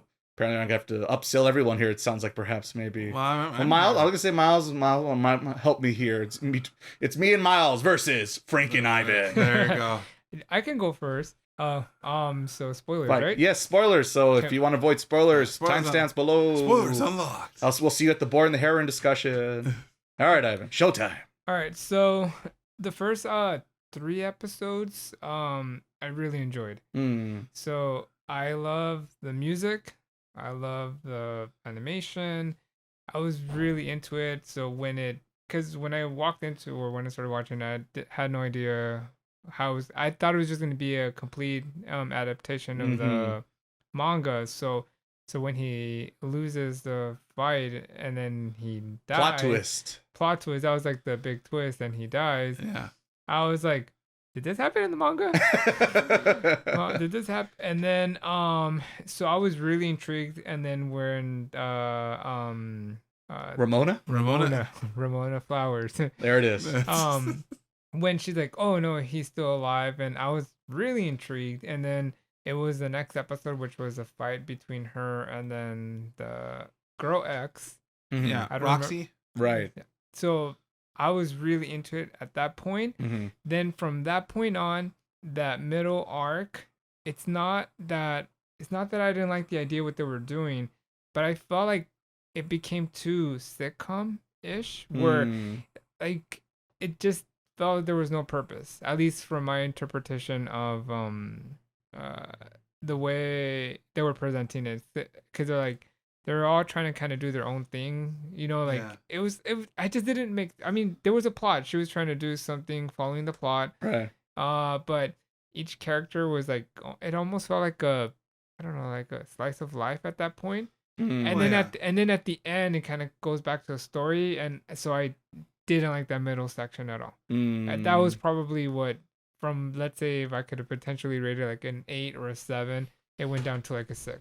Because I just didn't like that middle part, when they did the skater dude story. I was gonna say, skater music didn't do nothing for you, Evan? No, I didn't like it. I didn't like. You don't like Holidays? I didn't like the vegan. Oh wait, which one was it? Which one was it? Was it Holiday? No, it was. No, it was whatever. No, yeah, no, the Kennedys, dead Kennedys. Uber Riders. No, I didn't like that fight. California Uber Riders. That's what it is. Oh, that's what it was. From which one it was? I didn't like that fight. I didn't like the vegan one. That whole middle section, I didn't care. The one fight I liked was Roxy versus Ramona Flowers. I thought that was top tier. Just that was pretty. It's the best one probably. And then the skater one sucked. It was a little disappointing. I won't lie. Who did the vegan one fight? They don't really fight. I don't even remember. Well, they don't. Do they fight? They don't find anyone because that's all like a mental break. Man has a mental breakdown basically.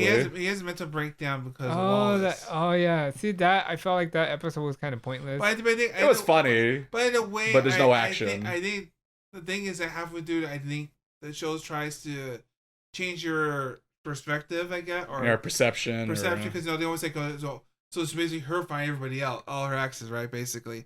But then, like, halfway through, it's like, you know what? Let's just do something different. Let's make it more about this. And they don't really.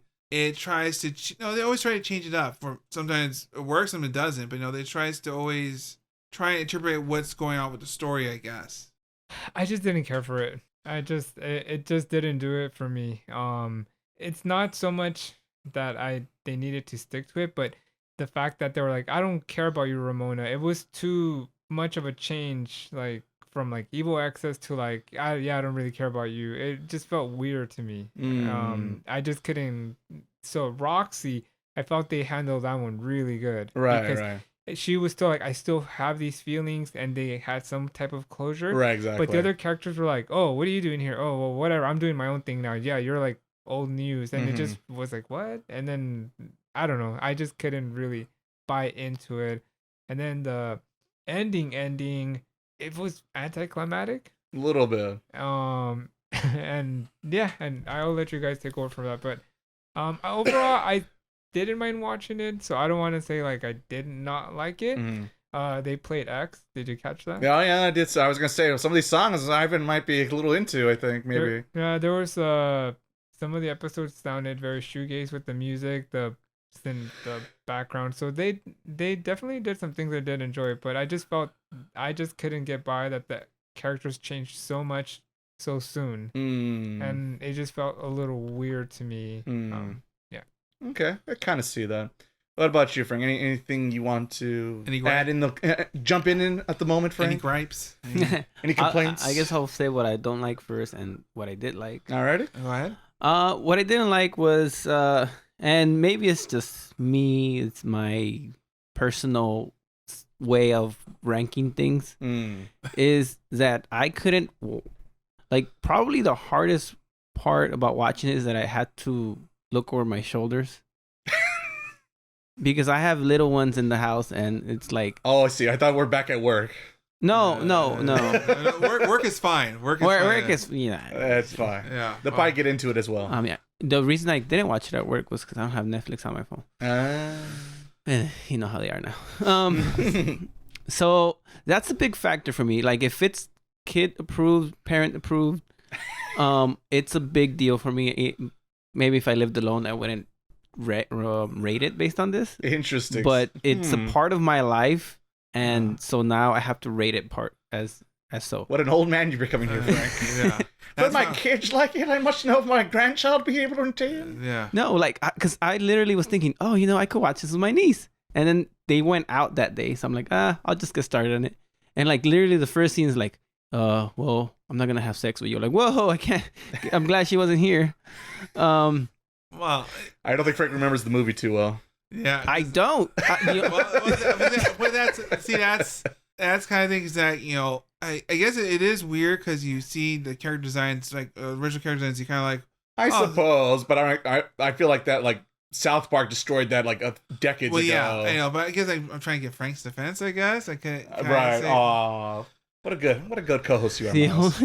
But what about the children? Yeah, Frank says my shows are pretty much a blank screen of blue death, but it's just, but it is kind of drawing because it took him a second. Wait a minute.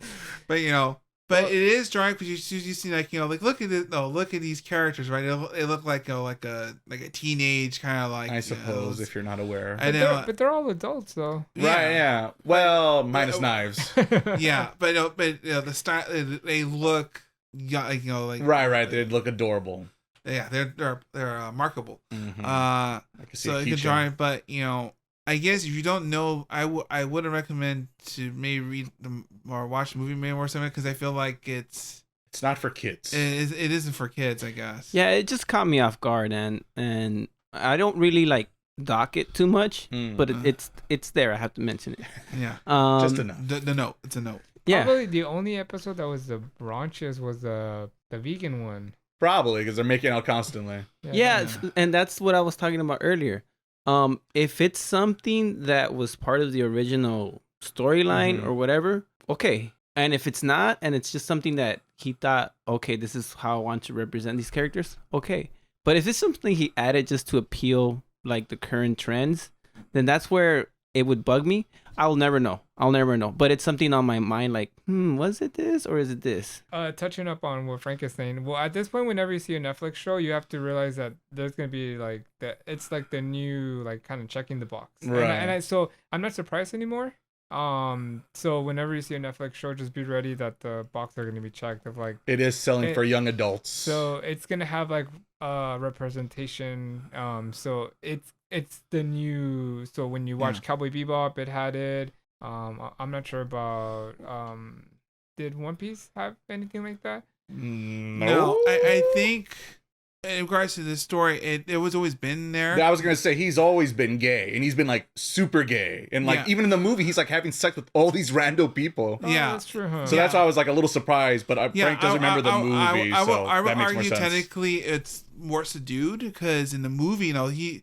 Well, they're not making out, but like literally, like a person will meet and then they're in the bed together, implying they had sex the night before. Now that I'm hearing this, I feel better about the scene. Yes, no, Wallace is just—he's a horny gay man and very confident in his personal opinions. I guess. Yeah, because I was also watching Doctor Who, and I guess I forgot to mention that. And something similar similar things have been going on there. I'm like, I don't know.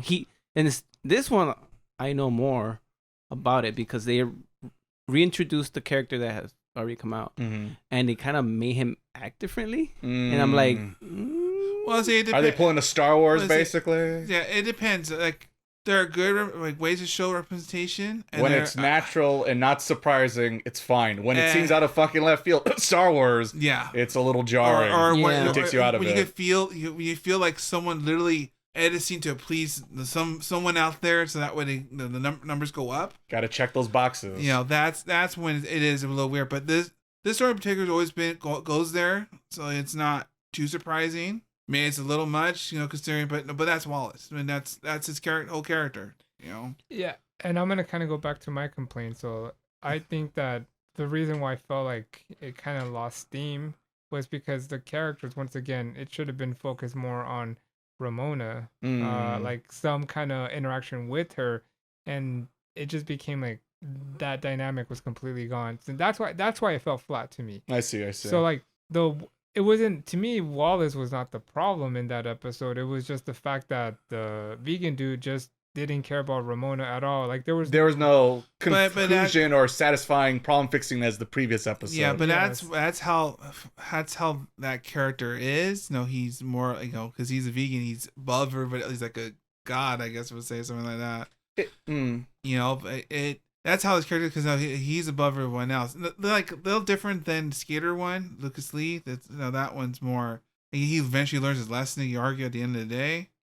But because vegan, these life and everything like that, and the crux in that episode in particular is because Wallace, he saw sparks. That's a whole theme in this whole show. If you see sparks when you kiss him, that's true love. Whatever. It's like a subplot that leads back. Yeah, but only he saw, and Wallace, of course, is like, exactly. I really didn't care. The setup for that, and so that's the reason for him. Pretty much not giving up eating meat, I guess, right? Yeah. I think it makes sense story what happens in that episode, but I kind of agree with Ivan that it is not about Ramona.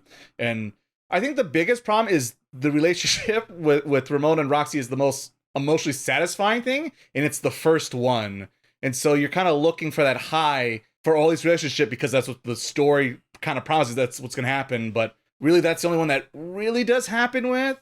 Because even Lucas Lee, it's kind of like they just kind of go, well, that shit happens. Yeah, I guess it does, and they just kind of, which is fine, whatever, right? Yeah, and that's the thing. It's like it's fine because I was gonna say the counterpoint also is not everything has to be a big emotional thing. But it would have been nice if there was another moment like that to kind of even it out a little bit of, because, that's how some people, with feelings and emotions and, you want a little bit more of a satisfying, and then some people are just assholes and that's just how it is. And you just walk away because they're assholes. So I think a little bit more balance, I think, would have helped the show. But as you mentioned, Miles, the fact of it's a plot to, plus it's a reverse Uno card on him, right? Because now he's doing the same thing what he did to her, and blah blah blah, and plus their toxic relationship with Envy, right? Yeah. So it's like I said, and then plus it gives it time to hang out with other characters that's just not Ramona all day long. Because also I don't think I would want to see that for 8 episodes or whatever. Well, and even like half in the middle part, they even change the way how the perspective is, right? It was like a whole document. That one episode was a whole documentary, right. So because they were trying to change it up, trying to not keep the same thing over and over again. Because but that's the issue. Because Ramona pretty much most of like she does solve her problems eventually, but most of the time it's like, but where's Scot, right? Like where's our hero? Because that's really what at the end of the day, like how's this going to end, right? That has to go back to Scot, right? Mm-hmm. So there's that issue as well, and I think. overall, I think they should be maybe less episodes, maybe like 5. You could argue some of that if you couldn't really condense it all. But I think because they were trying to explain more about all the background of all these characters that you've seen all the time. Right, because they don't have any screen time in both. Or I haven't read the comic, but I'm assuming if it's like the movie, they're just villains to punch one Punch Man way, and that's it. Yeah, and give 1 or 2 funny lines of dialogue. And I think the show recognizes you already know these characters. It doesn't need to tell when again what this guy does. But like, how do we? Let's go deeper. Let's see like how she first met him and how they they fall in love, whatnot, and then how they broke up, things like that. It was a lot more background story, I guess. More character growth, I guess, and then, kind of. And then you already know these characters. Like, what if this character in the world where Scott Pilgrim disappears? Right? How would everything work with that in mind? It felt off though. I just keep on going back to that. It just felt a little off. And then like the final twist. I don't know. Did you like it? It's nonsensical, but the whole story is nonsensical, so it makes sense. I can't say I liked it, but it fits for the universe. Yeah, it fits for what the universe of how the world in that universe works. It makes sense. People die and turn to Canadian coins. So yeah. that's what I'm saying. When you think about like nothing in this world makes any sense, and she has a time travel mind door. So it's like they're all these nonsensical things, and they just do because like I thought it was cool, and it's just you go with the roller coaster. You're on the ride anyway, so might as well go with it. You have a better time, I feel like, in the Scott Pilgrim universe. And the way how they in terms of like old people being they're like 37. But you see, like he has a beard, like he's like yeah, he's all like grayed out and everything. And it's like he's only like 37, so it's like it's the way how the characters portrayed the world when you're a young 20-something-year-old, right? Yeah. So Frank, you didn't see that, right? When Scott came back. Yeah, I saw that. So you did see like what was like the episode 6, I guess, right? You saw the twist. That was the twist. I guess. Oh, okay. Who's yeah, behind it all?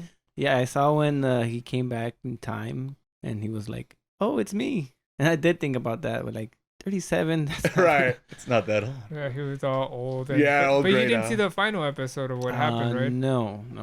Dragon Ball Z fight, basically. Yeah. Oh. Yeah. It's slightly disappointing Dragon Ball Z episode of mine. That's what I'm saying. The best fight was between Roxy and That's just true. animated. Just visually, the music, the feeling. And as you said, it was like you get this high and you have like this very high expectation, and then everything was like, it kind of it does go downhill from there. Maybe not super like but a little.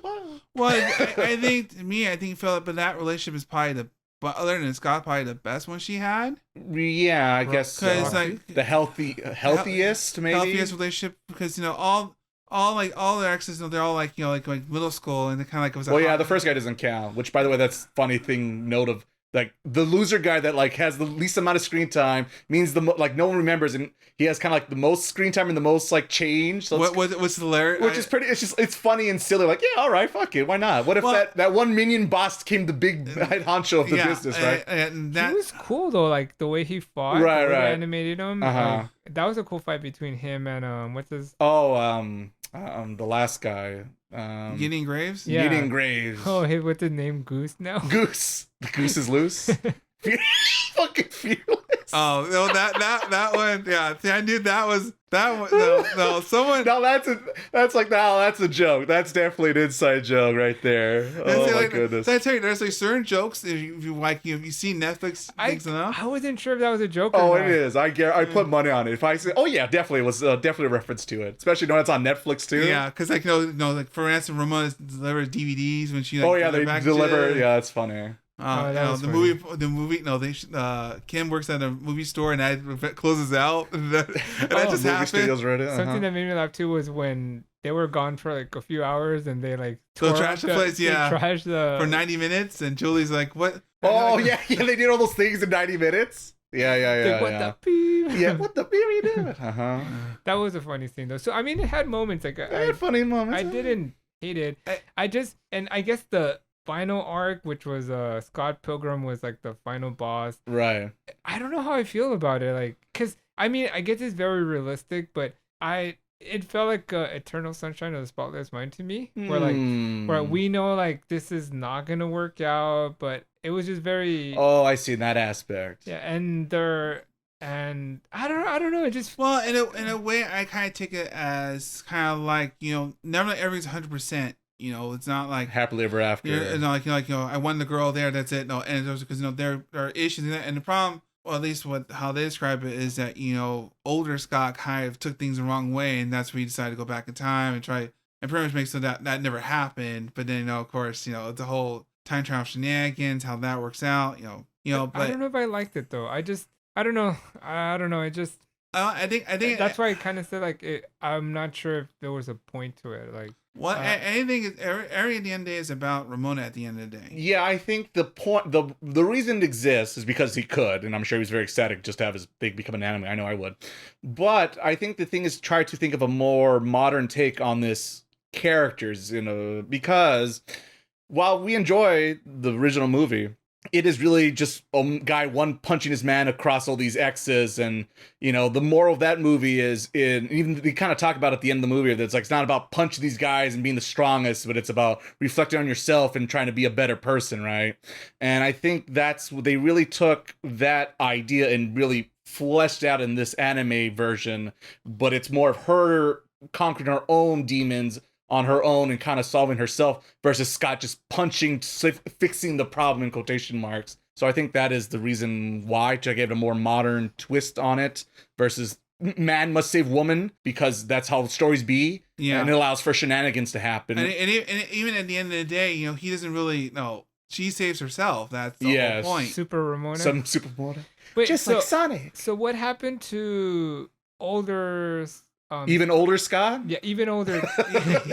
he got sent back. He got sent like back. said dumb jokes like that. He got sent back in time, so because basically old Ramona and I guess modern. Yes. No. He sent him back in time. Yeah, that's what happened. But was he gonna try to rekindle with her, or that was done? It sounds like it's probably not, but who knows? Well, because now we're in a new timeline where, you know, everything. Well, yeah. I guess that's what kind of bothered me. Well, you want them to make out on the spot right there? No, not necessarily, but it was just because I guess I would have felt a little bit more satisfying if those characters would have the old ones would have tried to work it out. It didn't sound like it was totally game over, but it sounded like it's going to be a lot of therapy sessions to make this happen. I guess I would have been like that because it I don't know, it just felt so. Once again, it's more satisfying. It felt like they kind of created a problem that no one knew existed, and we were presented with the problem. And I wish we would have gotten a little bit glimpse that no, we can still work through something out. Well, I feel like no, finish. Like, work through something out, you know, even though there's like trials and problems like you can face as a couple or whatever. That's how I kind of felt. Right. It was more like older Scott became just like the exes, and it was a little disappointing that he basically ended up being another of the exes. Right. Well, I like that idea because I'm a true believer that just the stupid Batman line, you know, either die here or you see yourself become the villain. Because I think that's just a thing human nature is, you know, we all have good days and we all have bad days, and just a quick turn of events, we can easily see ourselves as the villain versus the hero. So I'm personally a fan of that idea. Does it make a lot of sense? No, but it allows for silly shenanigans, just like, once again, this whole universe, it allows for, so that way they could bring out the Virtual Boy and he could travel back in time and they can make Sonic the Hedgehog jokes, and his husband works at Nintendo. You know, these are jokes that, you know, once as 90s kids we get. So all this is just nonsense, and it allows for pop culture to occur and us to be nostalgia for the good old days. So like I said, you're not wrong. I do think it would have been a little bit more satisfying. But I guess it's just like, I don't think too much about this because it's just shenanigans for pop culture references. So I guess if you do think too much about it, it doesn't hold up super well. And I guess I try to not be as analytic as I usually am when it comes to this nonsense, because it's just, it's like trying to overanalyze like Fully Cooley or something. It's just like, you could, but you're going to get a headache. You live... You die. Either die here or live long enough to see yourself become the villain. There you go. Thank you. There. All right, Miles. It sounds like you had something on your chest. Go for it. Well, I was saying just at the end of the day, I felt like, I like this story because it gives you more perspective on like Ramona's side of things, and you carry other characters. You know, like you said, the problem with that movie or the story just in general is that, you know, Scott pretty much bungles his way through and kind of wins every fight. Right. Know? But overall, I think and it depends if you know the characters and that. I guess you probably get a little more fun out of it because you know how the characters are. What would happen in a scenario in which, you know, they just happen to like, you know, meet each other and like, you know, kind of try to sell things somewhat civil and uncivil. What if this happens and that? But it's all I'll admit, like the last couple do feel like a little kind of like we're getting too far, kind of like Gurren Lagann way, kind of like we're going too far beyond the scope of the show now. We're doing now jokes a little bit more than other than like maybe the last one we actually get back to Ramona, I guess. Mm-hmm. But overall, I enjoyed the interactions with all the characters. Ramona herself is, I think her trying to deal with it because she realized at the end of the day she kind of she set herself for it all the time. Right, gotta fix your own problems. And kind of like similar because I think I've never the movie I think Scott kind of goes that kind of at the way at the last fight where he realizes he's not he's gonna do it for himself, not really do it for her per se. Yeah. Mm-hmm. So it's the same realization I need to do it for me. I'm important here, and that's what I take. That's what I take. And I happen to get the boy or the girl at the end. Right, that's just a bonus. Yeah, but I need to take care of myself first. True.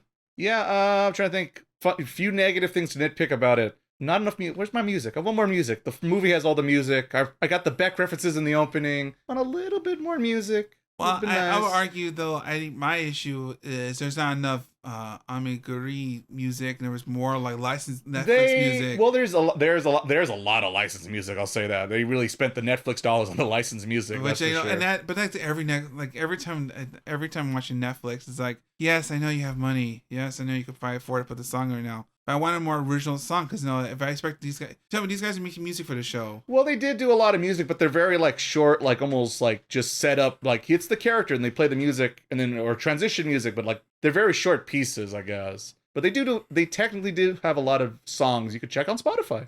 Yeah, it's like I feel like there were a lot. I wasn't sure halfway through, was it Netflix or was it Science Sorrow who wanted to put the songs in there, Well, yeah, I mean, Science Sorrow, like, who? What? Yeah, they don't, I'm sure I'm just thinking about the Japanese people who's like drawing this and like, what's the line in the joke? And like, especially like the first episode. So in the 90s, there's 2 Sonic cartoons which only happened out here in the West. They weren't in Japan, right? So they must have been very confused. What is this guy talking about? 2 Sonic, the first Sonic cartoon was Sonic X in 2003. What are you talking about? Yeah. So stuff like that, like I was kind of curious to see the Japanese perspective working on this project since it's not your normal anime. I'll admit though, I'm now curious. I want to pull a Frank. I want to do a New Game Plus and listen in Japanese, see if that's better or not. They do keep my curiosity, are they going to keep all the jokes? I can tell you they did keep the Sonic joke in Japanese. So it's funny to hear them say it in Japanese, like, oh no, they kept it despite they must be very confused by this joke. You can watch it in Japanese? Mm-hmm. Oh, it's got multiple language tracks. Yeah. So if you're feeling spicy, you can. I think you also put in Spanish too for Frank out there. I'm gonna trilingual. I'm gonna do a Frank. Full of Frank. And then similar to the music, I wish it was a little bit more music or like new indie music, whatever you want to call it, the Battle of the Bands kind of stuff. Was just those characters in general. I feel like they kind of got forgotten about. The band. Yeah, the band. Poor Knives and something Pine isn't the Stephen Pine. There you go, Stephen Pine and Young Neil. At least Young Neil has more. Neil has more time in this production. He was funny. He was so clueless. Oh yeah, I wrote a screenplay, but I don't remember writing it. What? What do you mean? He's a big old dummy. Oh, that's my sleep. My sleep house. Steven. Wrote a screenplay. Like, oh, okay. That's what the bed. I just like driving around the Mario carts. What? Okay. Yeah, but I think the jokes land more often, and I do like the fact that it is not just a copy and paste of the movie and the comic book. It's a new twist on the characters and universe, which I thought was more interesting to watch. And then the final complaint I think I mentioned earlier is I do think the fighting sequence in the last episode was just okay. It just seemed like it wasn't like bad like Dragon Ball Super bad, but I guess for being the big epic showdown, I really want that Trigger Gurren Lagann over type crazy zany combat, and it's okay. Well, but it needs like another layer or two, another few minutes to sell it to me. I guess I never really thought of that going there. I got like we're like because pretty much like Ultraman pretty much came in and stopped the fight, basically. So that, but before that, well, someone has to, they can't kill each other, right? I knew that, but I just wanted like another level of once again, the Gurren Lagann to go beyond. Plus, the anime shonen. But that's the shonen. I know, and that's the shonen junkie in me. I just wanted one more tier. I like that Lucas Lee was skating around Glendale, California. That was funny. Uh-huh. And he's just skating around like that doesn't make any sense. Like, why is he skating on the side? Like, but no, they're just having fun. At that point, they were having. And that's what it is. Just like it's funny and silly to see this guy skate around LA. Oh, Hollywood. But yes, I think everyone said their piece on Scott Pilgrim. Any final thoughts, gentlemen? I did like Ramona's Back to the Future style roller skates. Oh, I finally got these off a DeLorean. Like, that's it. Like, no explanation. Just, hey, Back to the Future joke. All right, that works. Frank, Ivan, everyone looks good? Yeah. Okay. Just probably the girl that kept cursing. That was funny for me. Oh, yeah, she's... They bleeped her out. What's her name? The Parks and Rec girl. Yeah, what's her name? Aubrey. Yes. Aubrey Plaza? Something like that, Yeah. yes. She's funny. That is funny. I didn't realize I rewatched the movie. I'm like, oh, that. And that's the thing. Rewatching the movie, I was like, oh, there's a lot of famous people in this movie now.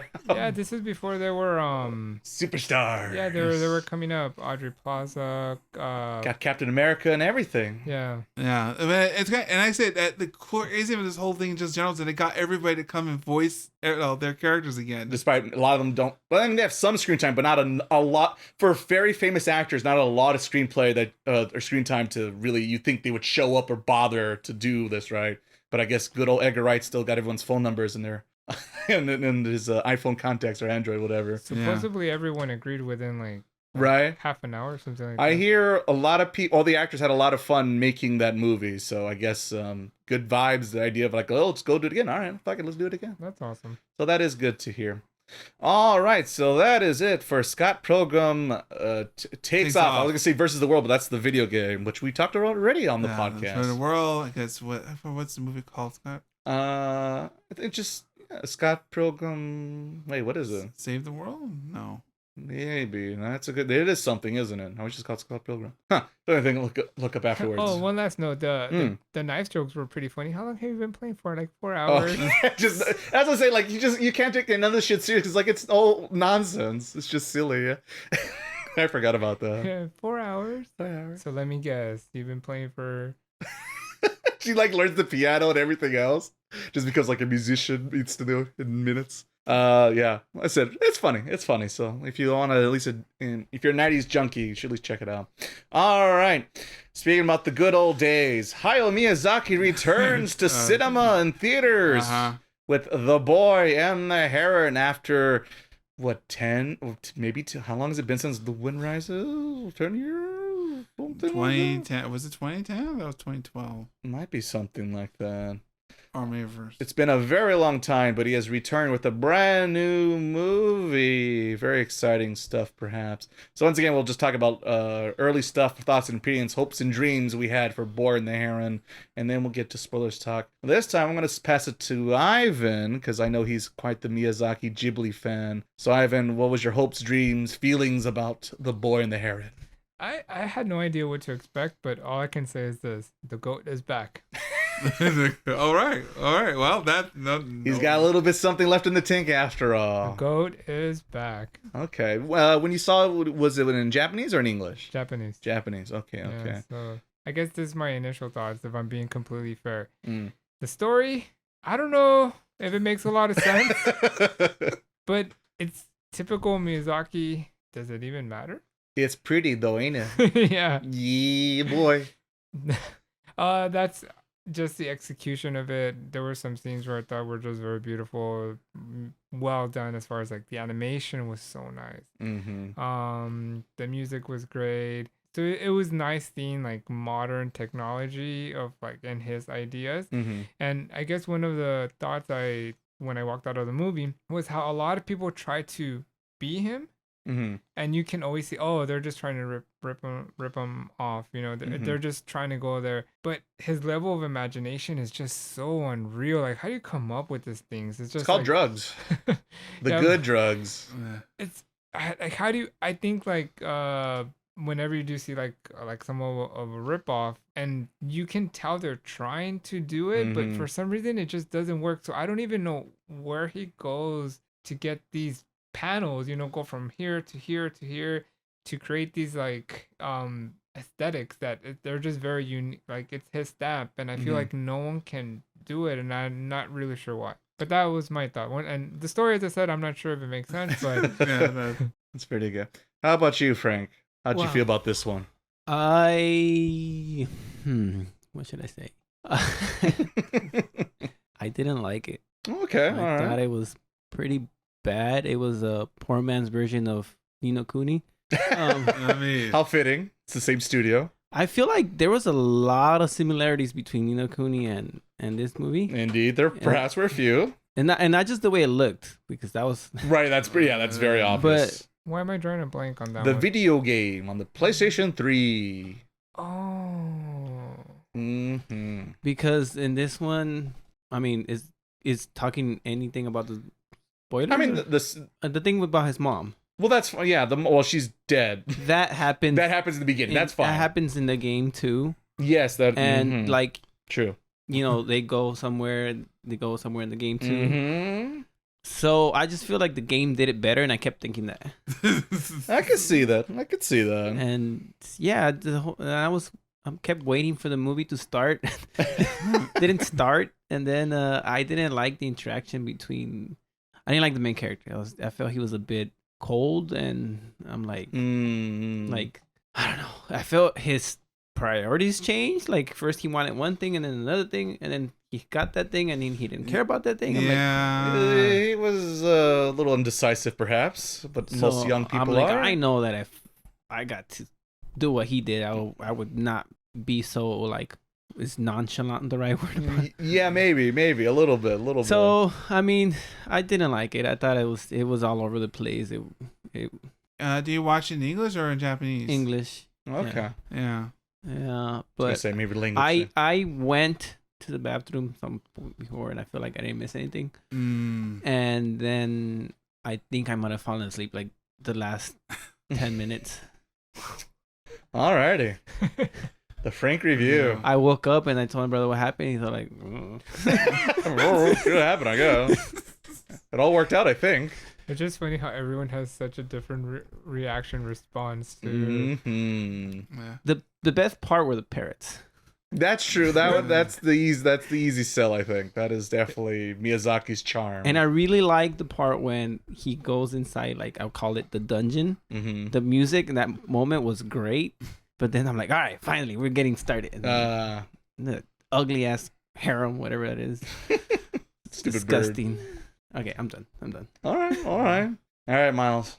How are you feeling? What did you think early on? Well, I guess I was worried because it was starting off to be like, here we go once again with the change in Japan during the good old time. Back to World War II, where life was perfect and simpler, perhaps. And then and we were like showing like the father. I was like, oh, here's airplanes. Oh no, here. Oh, Miyazaki can't help himself. Like, here we go again. If I can't draw a plane, I'm gonna get pretty damn close. Can't help himself. But overall, I think the movie was fine. It made sense. So going in, going out, we did watch the English versions. I feel it made Japanese maybe a little more better. I'm the only one that watched it in Japanese. It sure seems like it. See, that's always interesting because I'm not sure if that can completely ruin your experience, right? Or not. It's different. I feel like if I watch it in Japanese, I feel like I'm gonna get a different vibe than we get, because I think like for some reason some of the voice acting in this movie is just kind of weird choices. Well, the weird we talk about Christian Bale. Yeah, it is weird because everyone's having American accents, but he has his British accent, kind of. What character did he play? The father. Yeah. It's a little like the main dad. Yeah, the main dad. So not the grandfather. No. Okay. Just the dad. And I guess like one thing of everyone like it was just a little weird that only he had one accent or like a not American accent, I guess. I think not spoiling too much, but I feel like there was a point in which the movie like they said we're done. It's like the movie says we're done. It's shifted out.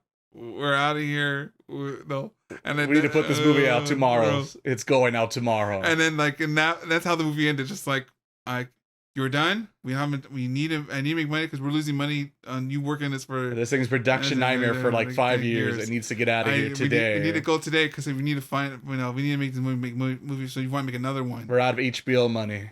So it's like you felt the moment where the movie said, "Okay, I guess I'm done, and we're gonna wrap this up, and that's it." Yeah, the ending didn't really make sense. It's very abrupt without getting into spoilers. It's very abrupt. And the more you think about, the less sense it makes. It's more of a, you're hoping you're going on the motion house and you don't think about, wait, what did you just say and what does that mean? But it looks pretty. But yes, it does look pretty. There's no denying that, in my opinion. I think it's like, don't listen to the story. Look it over here. Look at the waterfall. Ain't it nice? Oh, look at these cute little guys. Look at them. They're like the little dust bunnies, but not. Think of all the money we're gonna make off them. Tons, millions, even. Yeah. Finally get money back on this production. Thank God. Yeah, poor Suzuki-san. Poor Suzuki-san. That poor man. That man aged like at least like 10 to 20 times over. Just like, poor man's already old enough as it is, and he's just getting older with each of these endeavors. And you want to do what now? For how long? That long? How long was the movie in production? It feels like for a while now. Well, we saw a documentary for this last there was like, it must have been at least, I want to say 5 years, something like that. A long time. It's a decent and that's the thing is, poor Studio Ghibli, they don't, if it's not Miyazaki directing, there's no production, there's nothing to do. And what do you do with an anime studio that doesn't put out animation? And that's the problem. Like, there's no money coming into this business. It is a business, and the poor producer has to keep coming up with like the HBO deals and new theme parks and this and that to try to make money off these characters and universes. They added Princess Mononoke area to the park in order to pay for this movie. Right. But if it minus that, like I said, it's an anime studio. It needs to make anime. But there really hasn't been since I think they make a couple shorts for the museum, but like a full theatrical, let alone broadcasting, they have not done. And I think sometimes they do like, assistant work on other productions, but they need to put out anime. So I guess my turn, I suppose, unless there's anything else, Miles. No. So yes, I was excited. It's Miyazaki. I like Miyazaki films.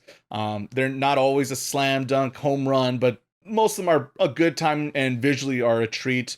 And as Ivan suggested, his creativity seems like it has no bounds. And you do get a lot of the Miyazaki classics, maybe reshuffled, remixed, kind of like what Frank was talking about. It does.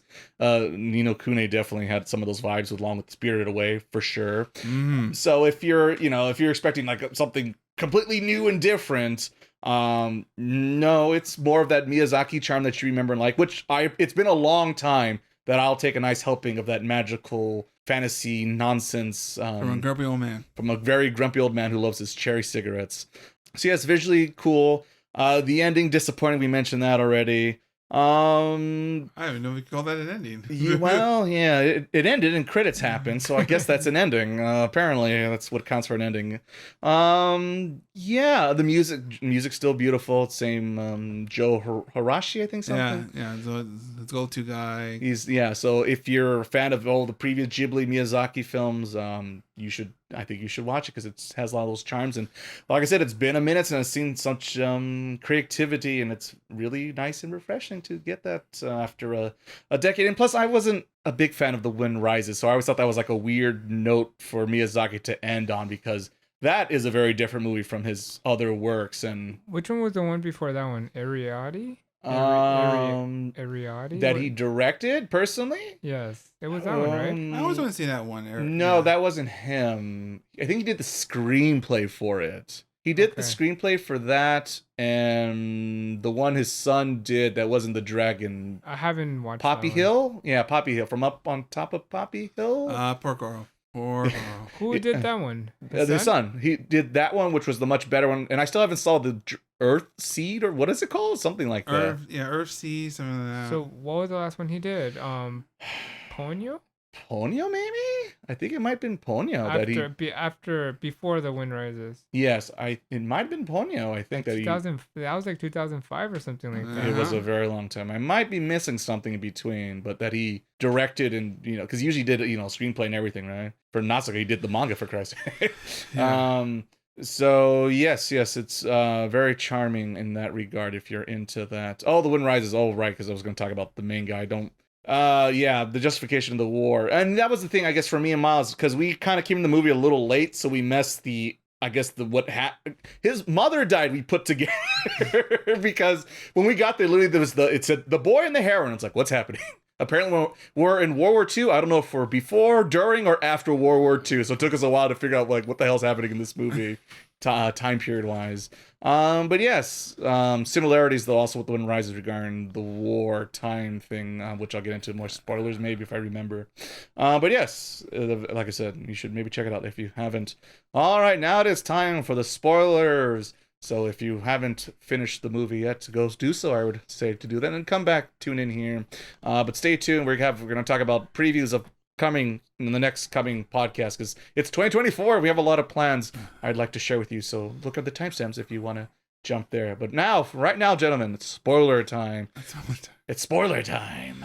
I spoil a movie. I don't even know if you can spoil it because there's nothing. I mean, there's stuff, and what do you want to think? I'm gonna go to Frank first. Frank, what was your grievances with this movie, if anything? Things you hated, liked, enjoyed, spoilers. Mostly hated. I didn't like that because when his mom came out at first, I figured he would recognize her right away, and it almost seemed like he didn't know who she was, and at the end, suddenly knew, and then he knew but didn't really care too much about her, or because first he went in and he even said it, I'm gonna go save my stepmom, and he say they're calling me because he said my mom is alive. Right, that was the original. That was the original thing. But they were lying to him. And he said, right. I know. But he says he doesn't lie. I know. Yeah, so Ashel's just contradiction. Funny. I know it's a trap, but I have to check. Right. I'm like, okay, I get it. And then it was, I'm here to save my mom. I mean, my stepmom. It's like, what? So now, it was weird. It was just. It did shift a little bit. That's true. I just wish that there was more tender moments between him and his mom. I did, because I watched it with my wife, and she always catches on to things that I don't catch on to. And that, well, I guess I'm going to back up a little bit. So he is, his mom died in a fire. Right. In the first minute of the movie. Right, that's what we kind of put, once again, we were like, I think she died in a fire? So, and then he moves in with his dad's new girlfriend, wife to be. Right. They don't explain. Yes, we were very confused about that. I was like, okay, are we all, like, as an audience, are we learning this all together, or did they set this up and we just missed the scene? What's happening right now? And was she like supposed to look like his mom? Well, it's her sister. So that was gonna be my first question. It's like the cousins of Tomo-chan all over again. So they were sisters. Yes. So he married his sister-in-law. Yes. Cool. Awesome. Cool, bro. Yeah. Japan. The good old days. Simpler times. During World War II, anything could be possible. Yeah, he married his wife's sister. His wife's sister. Yeah. Cool. Yeah, well, that's awesome. Keep it in the family. He must really like his in-law. So, yeah. So, I actually didn't mind the main character. I thought the way he was responding to was, in my opinion, made a lot of sense. You're obviously going to be angry. You're like, well, I mean, knowing stuff now, it would be too. Why are you, like, in a way of getting married again? You know? So I didn't mind his arc as far as that, like him going after her, even when they told him what Frank said right now, that your mom is in there, and it's like, I know he's lying. So to me that wasn't confusing. The only part that was confusing, and I'm gonna kind of jump a lot of the movie, was the whole, this is what I asked my wife. I didn't understand what's happening, because the mom, his stepmom, which is his aunt. Which is his aunt. What's up, Thea? Yeah, she left on purpose to the other world. So basically, in this world, there is like a old tower, and when you enter that tower, you enter basically the underworld. Yeah, I guess so. It's like kind of like yeah. And so she goes on purpose to the underworld, and that's when our main hero, what's his name again? Mahiro? Mahiro, yeah. Yeah, because the pronunciation is said, it was weird. Everyone has like a different pronunciation how to say it, right? Because it's like, I'm not Japanese. How do you say this shit? So he goes after her to try to because she's missing. So he goes after her to try to get her back to come back. Right. And then when he does come across her, she's like kind of like leave and that's when I asked my wife why was she responding to that, and basically what my wife said, what her interpretation was that she was responding like that because she felt bad. Mm-hmm. She felt bad because she felt she failed him because he gets injured at one point in the movie, and she felt like he was, you know, what Frank said, he was being cold, he was being distant, he was like, I don't care about you, and she was, you know, trying to put the energy and effort to make him feel good, and he wasn't reciprocating those feelings. Mm-hmm. So basically the movie is about how he changes, you know, from how he's responding to her to being more open and accepting of her being part of his life, and with all like the Miyazaki shenanigans in the middle. Right. Yeah, so how it happens, it's questionable, but basically essentially that's what it's going for. It's going for, yes. I concur. The, like I said, the details, especially so I don't know, do I want to get into like the spoilers? So the whole, okay, for one thing, so keep it in the family, all right. Get past that, I guess. I'll try my best. The other thing is like the whole, did you catch on early on? I don't know if everyone catch on? It's like supposed to be like a parallel world of our own or of theirs. Yeah, that was like a multiverse. It would sound like that's what it sounded like. Like it's like the same characters, but not the same characters, but they are. It's kind of weird. Something like that. Because the giveaway is you see the old lady and you see this other lady who's wearing the same exact outfits. You're like, so this is the other lady, but is this time travel? What's happening here? Because like none of this makes any sense. And then eventually you get to his mom, but it's not his mom, but is his mom from another universe who has fire abilities. Does she have magical fire abilities? Like I said, we missed the opening arc, so maybe she wasn't magical in the real world, was she? So I guess when you enter that world, everything, time and how everything is moving is different, because the mom, his real mom, his birth mom, right? She, with the one that he meets in the world, is the 12-year-old version of his mom. Who has magic abilities. But she was missing in the real world for a year. So in that year she was missing, she was in that world where she meets her son, but then she has to go back to her door in her time, because at the end everyone has to go back to their time. Right. Their world. So there is like an element of time traveling. Right. Well, basically when you enter that world, whatever it was, there was like no rules. So she had magical powers in that world, but when she went back, she didn't? Yes, and you would forget. Okay, I guess that makes a little bit more sense. Yeah, so it was his mom when she was a kid, but she basically had to go back to her time because she had to go... Right, because that's how the timeline is. Mm-hmm. Okay.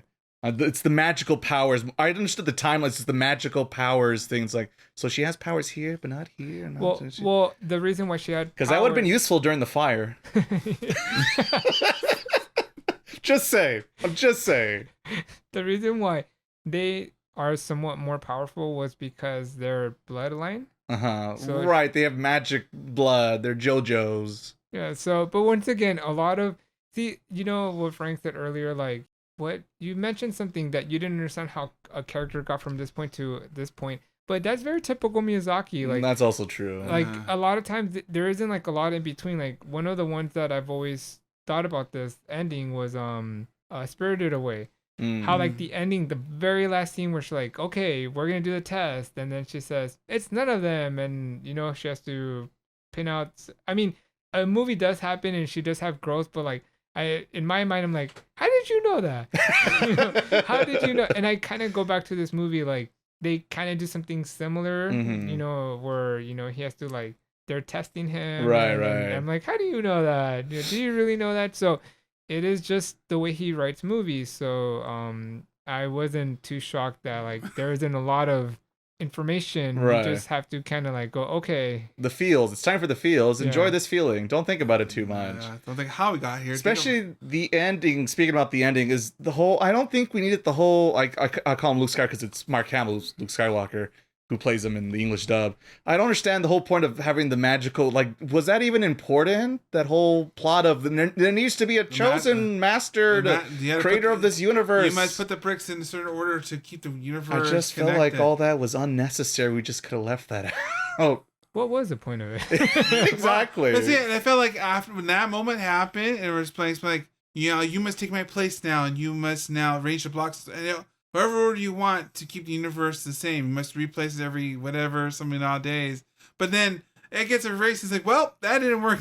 That didn't work out. Yeah, there was... It's time for me to book it now. And then it was very jarring because then he talks to Luke Skywalker through the mental mind meld, but then he just talks to him in the next scene anyway. So what was the point of the mental mind meld if he's just in the room next door? It just seems silly. Like, what? Why? And I felt like he was like, oh no, the block's gonna topple, and then all the blocks topple, and the world's collapsing. And they're like, well, that's the end of that. It's in for that magical world, apparently. And then he says, like, literally, well, I guess it was. And so it was a space thing, right? It was an aliens, right? Because the thing fell from the sky. Yeah, so basically Luke says, so we're screwed. Go back to your doors. There's nothing here. The movie's done. I was hoping for Yuki was going to show up and fix everything or something.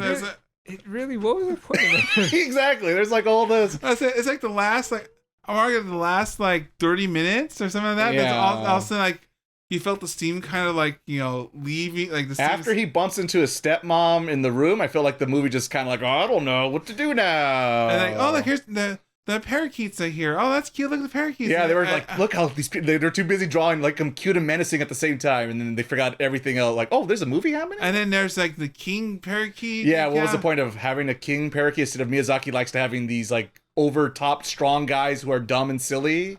That was the point of him? So the point of the world, what was he doing? That's the thing. I feel like I playing God, I guess.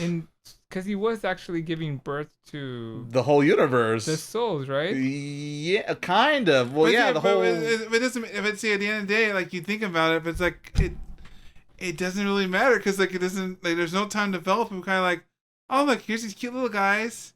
The new merch I'm going to sell they're on the store. Yeah. And then why not just make the mom the chosen one also? That seemed like a very easy answer to do. And this effect now, the revelation now that, no, that is his aunt.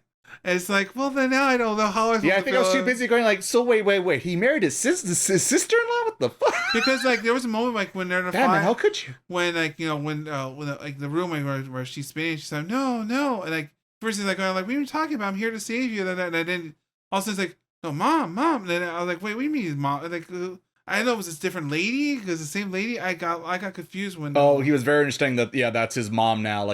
Frank suggested that. It's just all of a sudden, you're my mom now. Wow, you got over that real quick, didn't you? Yeah, and I'm just gonna say this, but this is where Miyazaki is a genius because that scene, the way it was animated, right, was just so gorgeous. Because you just how the paper things were getting stuck in him, they were peeling his skin, so he's just really good at that. He's very good at it. He's animation wise, it's pretty on point for Miyazaki. But how can I say it? But when you try and think about the story aspect, you kind of go it crumbles rather quickly. So and the tower, and then the bats come to the tower, but then they saw him for a second, and then he came back, and then the parrots turned back to regular birds, and then they said, "No, my job's not done here," and he closes back the door, and then the only interpretation I can think of is that the grandfather, the one that was kind of controlling the world, it's almost in this world, you can essentially be like a god, right?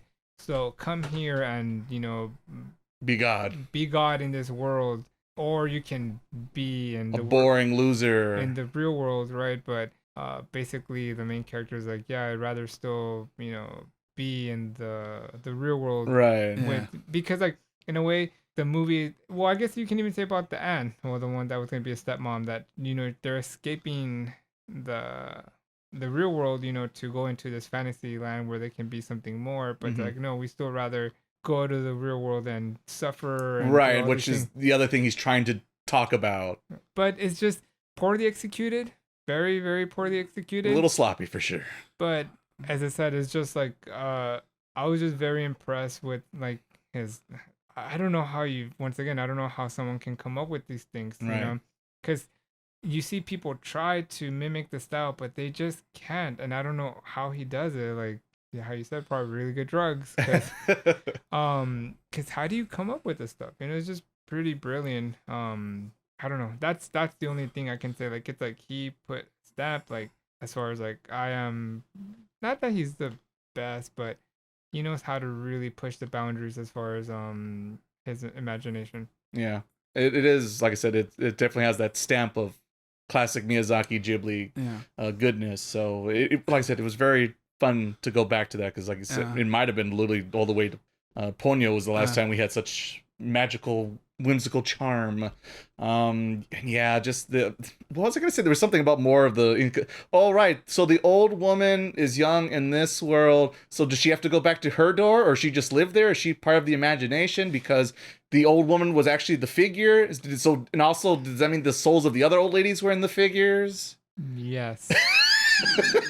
Because so like I'm trying. I believe you're right. It's just once you feel in the moment. That was Miyazaki holding the pieces together of this movie. That was him. Well, you feel a battle between him and Suzuki, right? Suzuki-san, he's like, he's like, we need to put this out. You put this out, but I'm not done yet. But just a little bit more. We need to we're losing money. We need to pull this. I felt that's the moment. Like, we're done here. Especially the ending. Yeah. Where it's just like, we're back home. And then, oh, look, here's a baby. Cool. I guess it all worked out. Bye. Yeah. And then they moved back to Tokyo. And then that was like the end. And then World War II happened. Yeah. Like, what? You're just going to skip World War II? Yeah. Like 2 years passed. And now we're moving on back to Tokyo. Well, that was a boy, that bomb was crazy, wasn't it? Like, Jesus. What? I'm sorry. Like you said, I was like, it is amazing. We have seen his creativity, seeing like making creatures, things menacing yet right, the bird itself I thought was pretty cool early on. Sellable plushies, but then like here he got full of trying to do too much, or he was taking too long, or it felt like there was a breaking point and which we're just done here. I mean, we have I can see that though. It's a little underbaked. I think is the way I just walking up there. I think that's the word I use. It's a little underbaked. It's like it felt like what.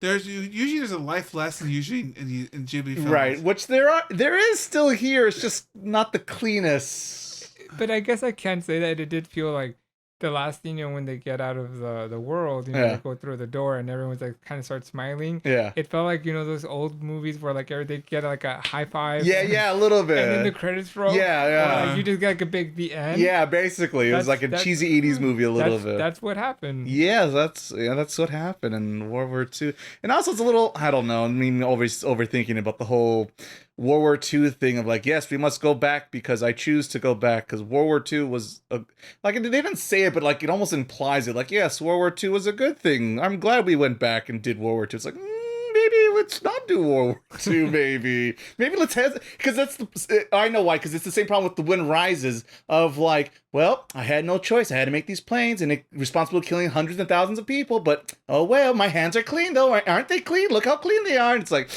are they though? I don't think they're very clean, buddy. It's a little too, magical cleaning on World War II history that Japan tends to do often. Like say it was like kind of spirited away, something like, we're doing some fantastical nonsense that doesn't really affect the real world anyway. It makes sense, but the fact they try to incorporate, World War II, which was unnecessary and also kind of weird. And then the fact that it's like, well, even worse than that with the revelation. Yeah, so that's his aunt. Oh, okay, so his dad says, well, I lost one already. So how about you want to take I know this girl looks kind of like your mother. And then the way he phrased it, in that movie, like, but it looks kind of like your mother. Like, wow, that's my mother. Like, well, that's weird to say out loud to your kid. Like, what does that even mean? Like, oh, that's because that's his aunt. Oh. So his dad, like, he doubled down already. I guess he never explained how that works. What scene was that? When she was the little gooey thing? No. I think just early on when they're in the car driving. I think they're in the car driving. He's driving him to his new house. He dropped him off with her, and then he went to work. I guess. Yeah, he went to work on the plane. The good planes, not the planes that led to death or mass destruction. Because he was in charge of making like the glass for the planes. Yes. But like he's like, I'm doing the work that I need to do. And then this is your new stepmother. She's also your aunt. No, the word aunt was never said throughout the whole movie. Like, what the? It wasn't, huh? Never. Yeah, so it's like, see, that's the thing I'm curious now. It's like the cousins if we watch the Japanese version, do we get more like context? No.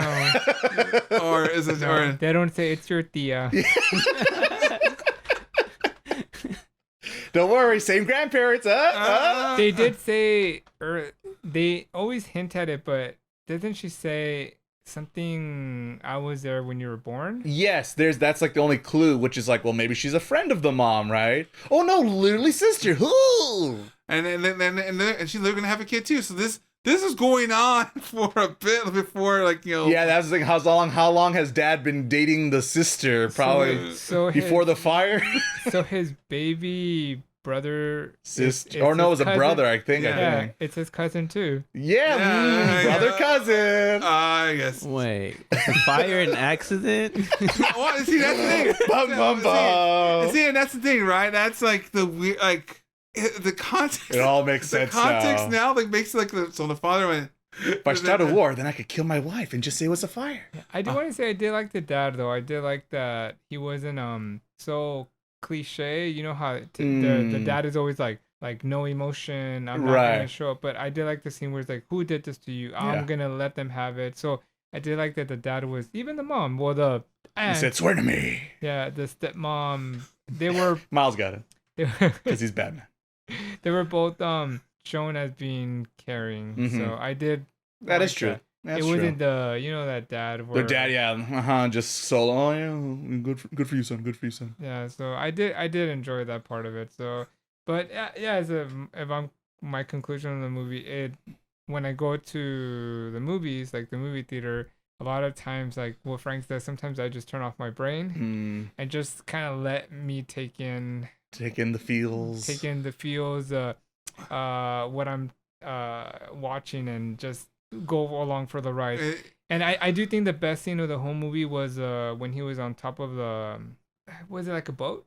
The one was full of grass, where like the not the seagull, where it died, the pelican. Oh. And then where before that, he starts seeing all the little floaty things flying. Like that was a gorgeous scene. Oh yeah. With I think that was probably the highlight of the movie for me. Yeah, definitely one of the highlights. There are shots like you know, if you took a picture, like a screenshot of it, you're like, yeah, hang it on your wall. This is great art and things like that. That's true. But like in context, everyone else like, wait, what is the movie about? What are we doing here? Yeah, I agree. Oh yes, it's a good shot. What's the movie? I have no idea. That was the other thing I remembered. The bird. I was like, why don't I like the dead bird? It's because it's more stuff to be like, World War II, ain't it? Oh yeah, well. What can you do about it? Oh well, choices we make, human nature. Am I right? It's kind of like, but there's a choice involved here, Japan. We just can't wash our hands once again. That's another thing that didn't make sense. So he was trying to, the grandfather, he was creating this world, but he was kind of making it malice to some extent. Yeah, I guess so, right? Assuming, because they don't explain that, but yes, by him, they're just evil, right? Basically, or not people. Because he brought them in there. Right. Yes, and yeah, he has a fan. I love also birds. Miyazaki couldn't fit in planes, so he brought in birds. The next best thing. But yes, parakeets. That's what they were. Parakeets. Too many birds. I'm not a bird person. And honestly, I don't even know why it'd be in World War II. I mean, it's a fantasy world. It could be at any time and this and that. So it's like, it just seems like he's still, like I said, he's still got the Wind Rises in his system. And he's just, maybe let it go, Miyazaki. Let it go. Go back to the fantastical times of Nayushka or Nausicaa, how you want to pronounce it. Or you mean Kige's Delivery Service. Maybe. Oh, yeah. Or what was the one? Castle in the Sky. I guess I was... That was Luke Skywalker. You don't like that one, huh? Castle in the Sky? No, no, wait. Not Castle in the Sky. Kiki? No. Star Wars. No. The other Castle in the Sky one. Other Castle in the Sky. House Moving Castle? House Moving Castle. Oh, House. Yeah, well, I don't like it strong. I think a lot of people, that was their first Ghibli Miyazaki film, and they fucking love it. For me, it was like number 6, and so I was like, it's just it's fine. It's just fine. But I get it, because for a lot of people, that was like their first anime that got them into the whole genre and media of anime, right? So it makes sense. Like it's like they're Dragon Ball Z, but like, and I get it because like if I told a kid these days, hey, go watch Dragon Ball Z, they're gonna be like, what the fuck you talking? Why are you talking hype about this? And it's nonsense. It's one of those you had to been in the moment, and that was the next generation, I guess. So it's just the hype isn't as strong with me, but it's fine. It's fine. The only thing I will say about that movie, it probably has the best theme of all of them, in my opinion. That's true. That's the merry-go-round one, right? Yeah, I think. Yeah, I'm pretty sure that sounds right. And that probably like if I think of all his movies, that's the one. I mean, they're all memorable, but that's the one I think it's the most played. Like as far as when people like. Yeah, that's true. That's true. That does get played a lot. Yeah. So this is a banger as far as music. Yeah, all the music's because it's the same guy, and he's really good at his job. Yeah, just along with Miyazaki, he's got his crew and he's ready. Yeah, just don't think about the story. Just like look at the pretty pictures. Don't think about what's going on here. But I think like because I watch all of them like in the theaters, and with the exception of Up on Poppy Hill, I think this has been one of one of my more favorite ones, like in the last 5 movies that has come out from that studio. So I felt like it was kind of refreshing. Yeah. Because the last ones have been a little bit more on the like I didn't like the Wind Rises. Safe. Yeah. And then which one else? There's been other Ariadne was another one. I was like, There was that the one with the grandma? The no, that one? was when Marnie was there. Marnie. It was like I like Marnie. Marnie that was alright too. Yeah. Only yesterday was good too. Oh yeah, but that's like way older. Yeah. That's one. It's okay. Like it's not my favorite, but it's another one. Like I like what they're going for. The execution leaves a little desire, but the vibe and feelings and emotions.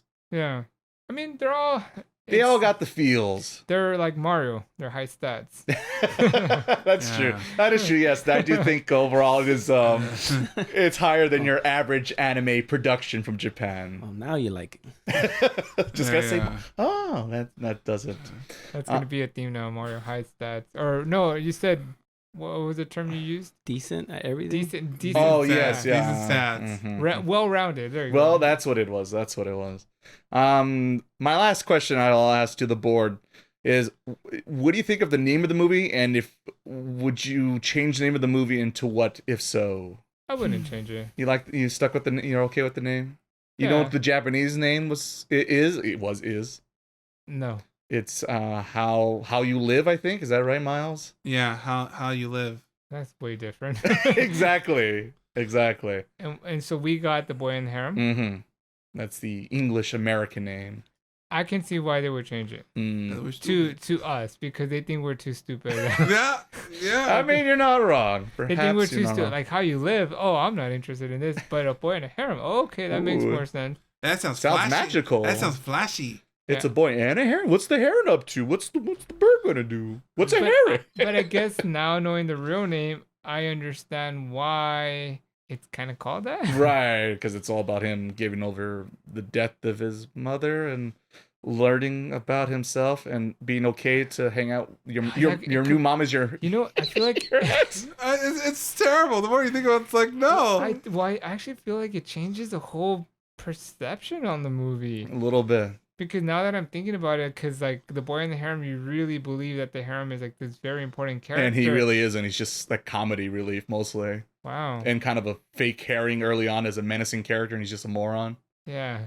There was a funny scene though where he was like sleeping, and then you see like he seemed like on the window flying, but it was like a very bad CGI. And that was the only scene I'm like, you could spend a little bit more bucks. It looked like if they got like a paper thing or just like There you go. That's him. That's the Birdman. Yeah, so that's because I feel like I feel The Boy and the Heron doesn't work overall, but like also at the same time the other name is such a deep meaning that you're gonna lose people to if they saw that on a poster walking through the theater, be like, what the fuck is this? Yeah. Because it's almost sounding like it's a slice of life. Yes. But I'm sure once again, they think we're stupid. So they're like, no, we need to give like some kind of like magical. Exactly. You just sell the magical fantasy of Spirited Away because that's the thing everyone goes like, oh, the Spirited Away guy. Yeah. So it won an Oscar.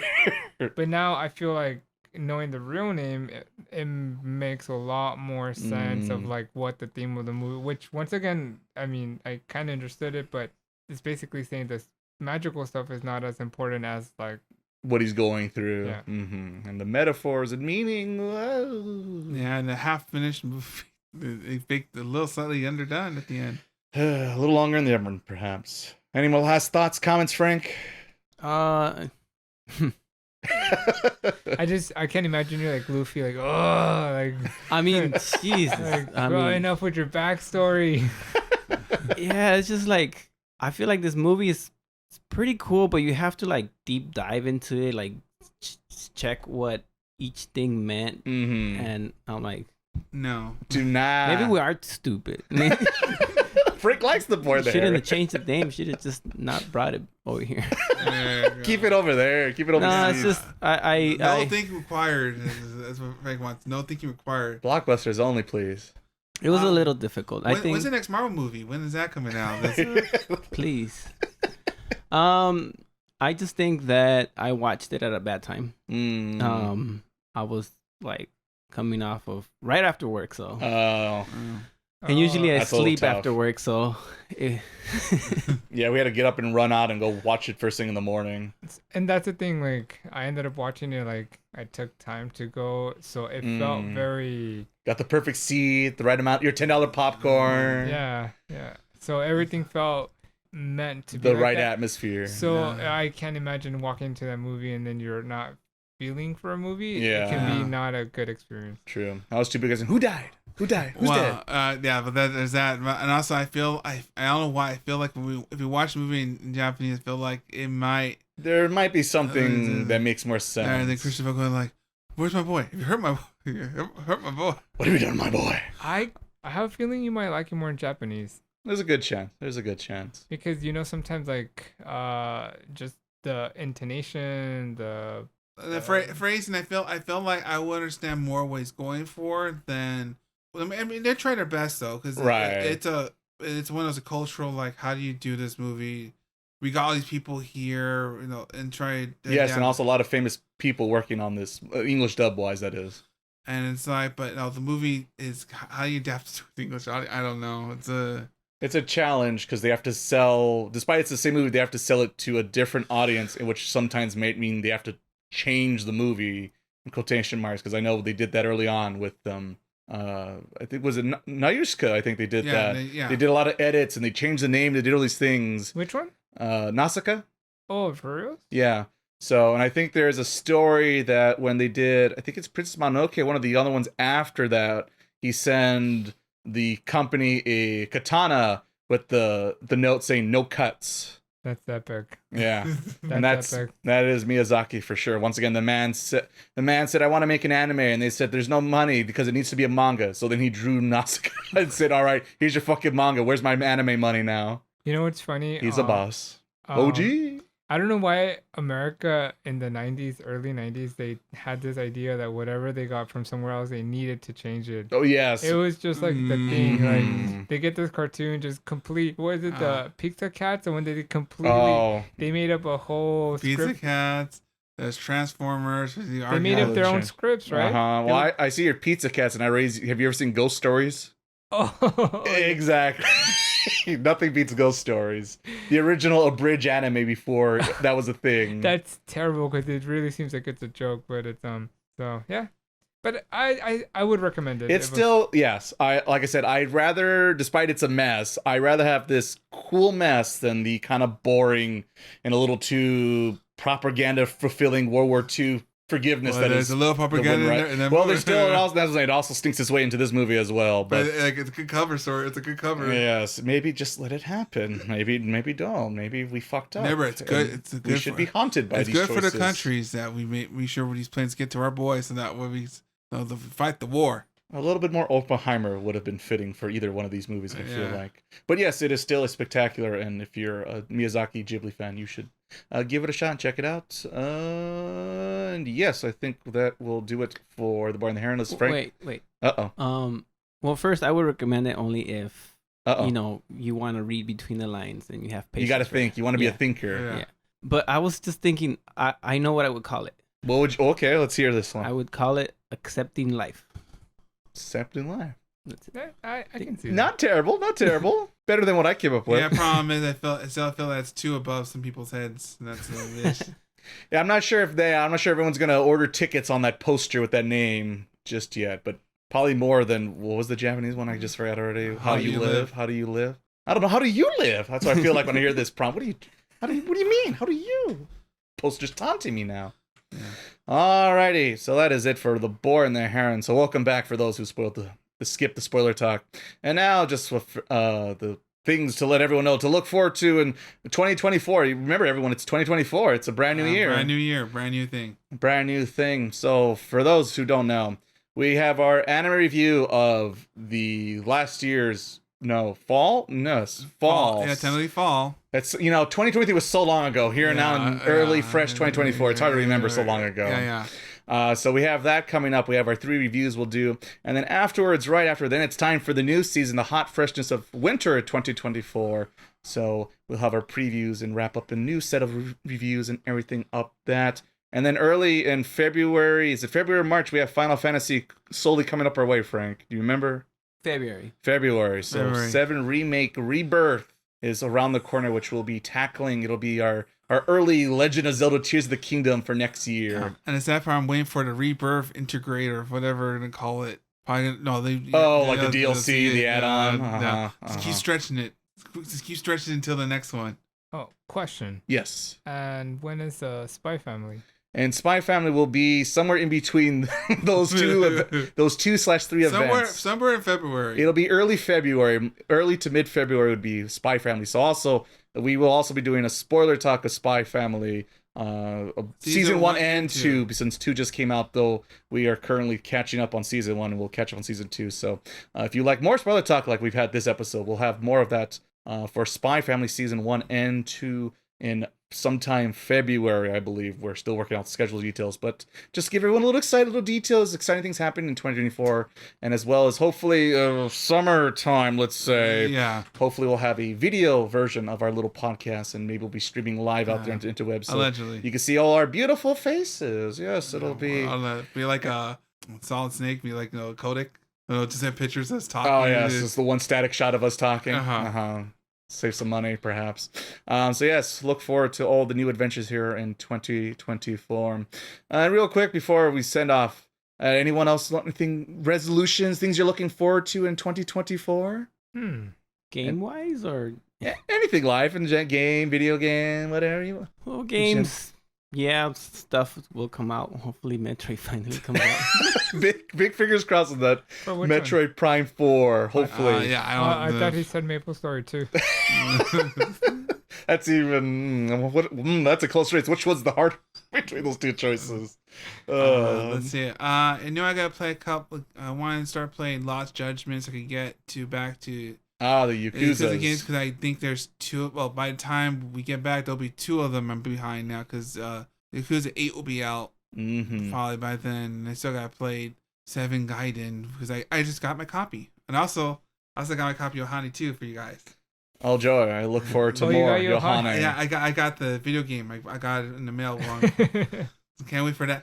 Can't wait for that hot review. Maybe something should die in the past. Let the past die. Is that what he says? Let the past die? Yeah. Callaway was right. I take it back. Star Wars had a good idea. So there's a game already? Yes, there's a Metroidvania of Yohane. Don't ask me why it's a Metroidvania. And now there's going to be Yohane too?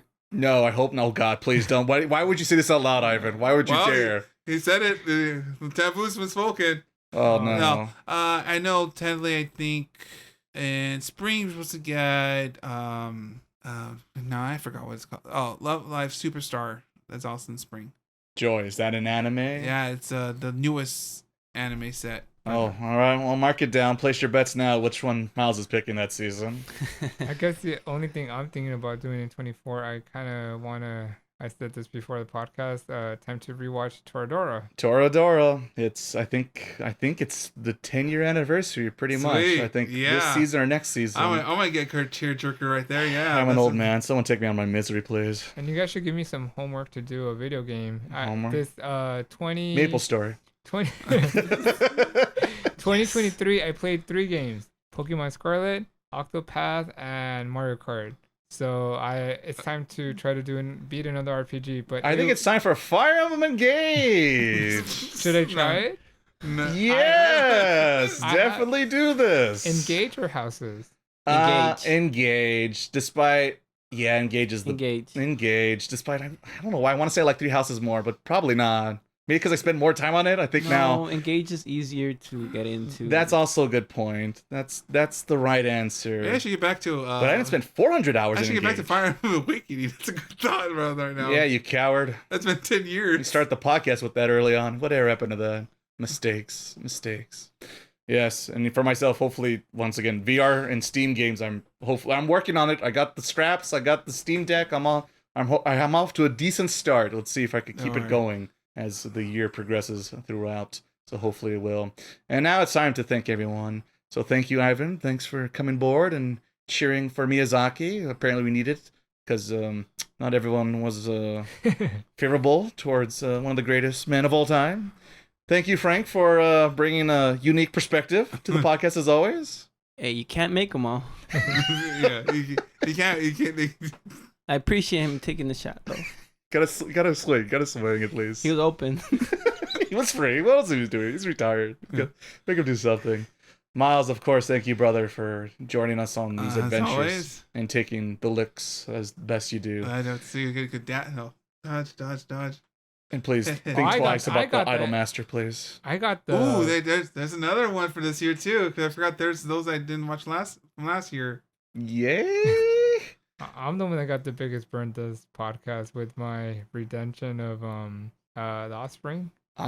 Oh yes. Oh, the algorithm. It used to favor us, and now the copyright strikes left. Yeah. That's the lawyers right now. Yeah, pretty much. And yeah, so that'll do us for this episode of Taco Otaku. We'll hope you'll join us next time. Until then, bye-bye.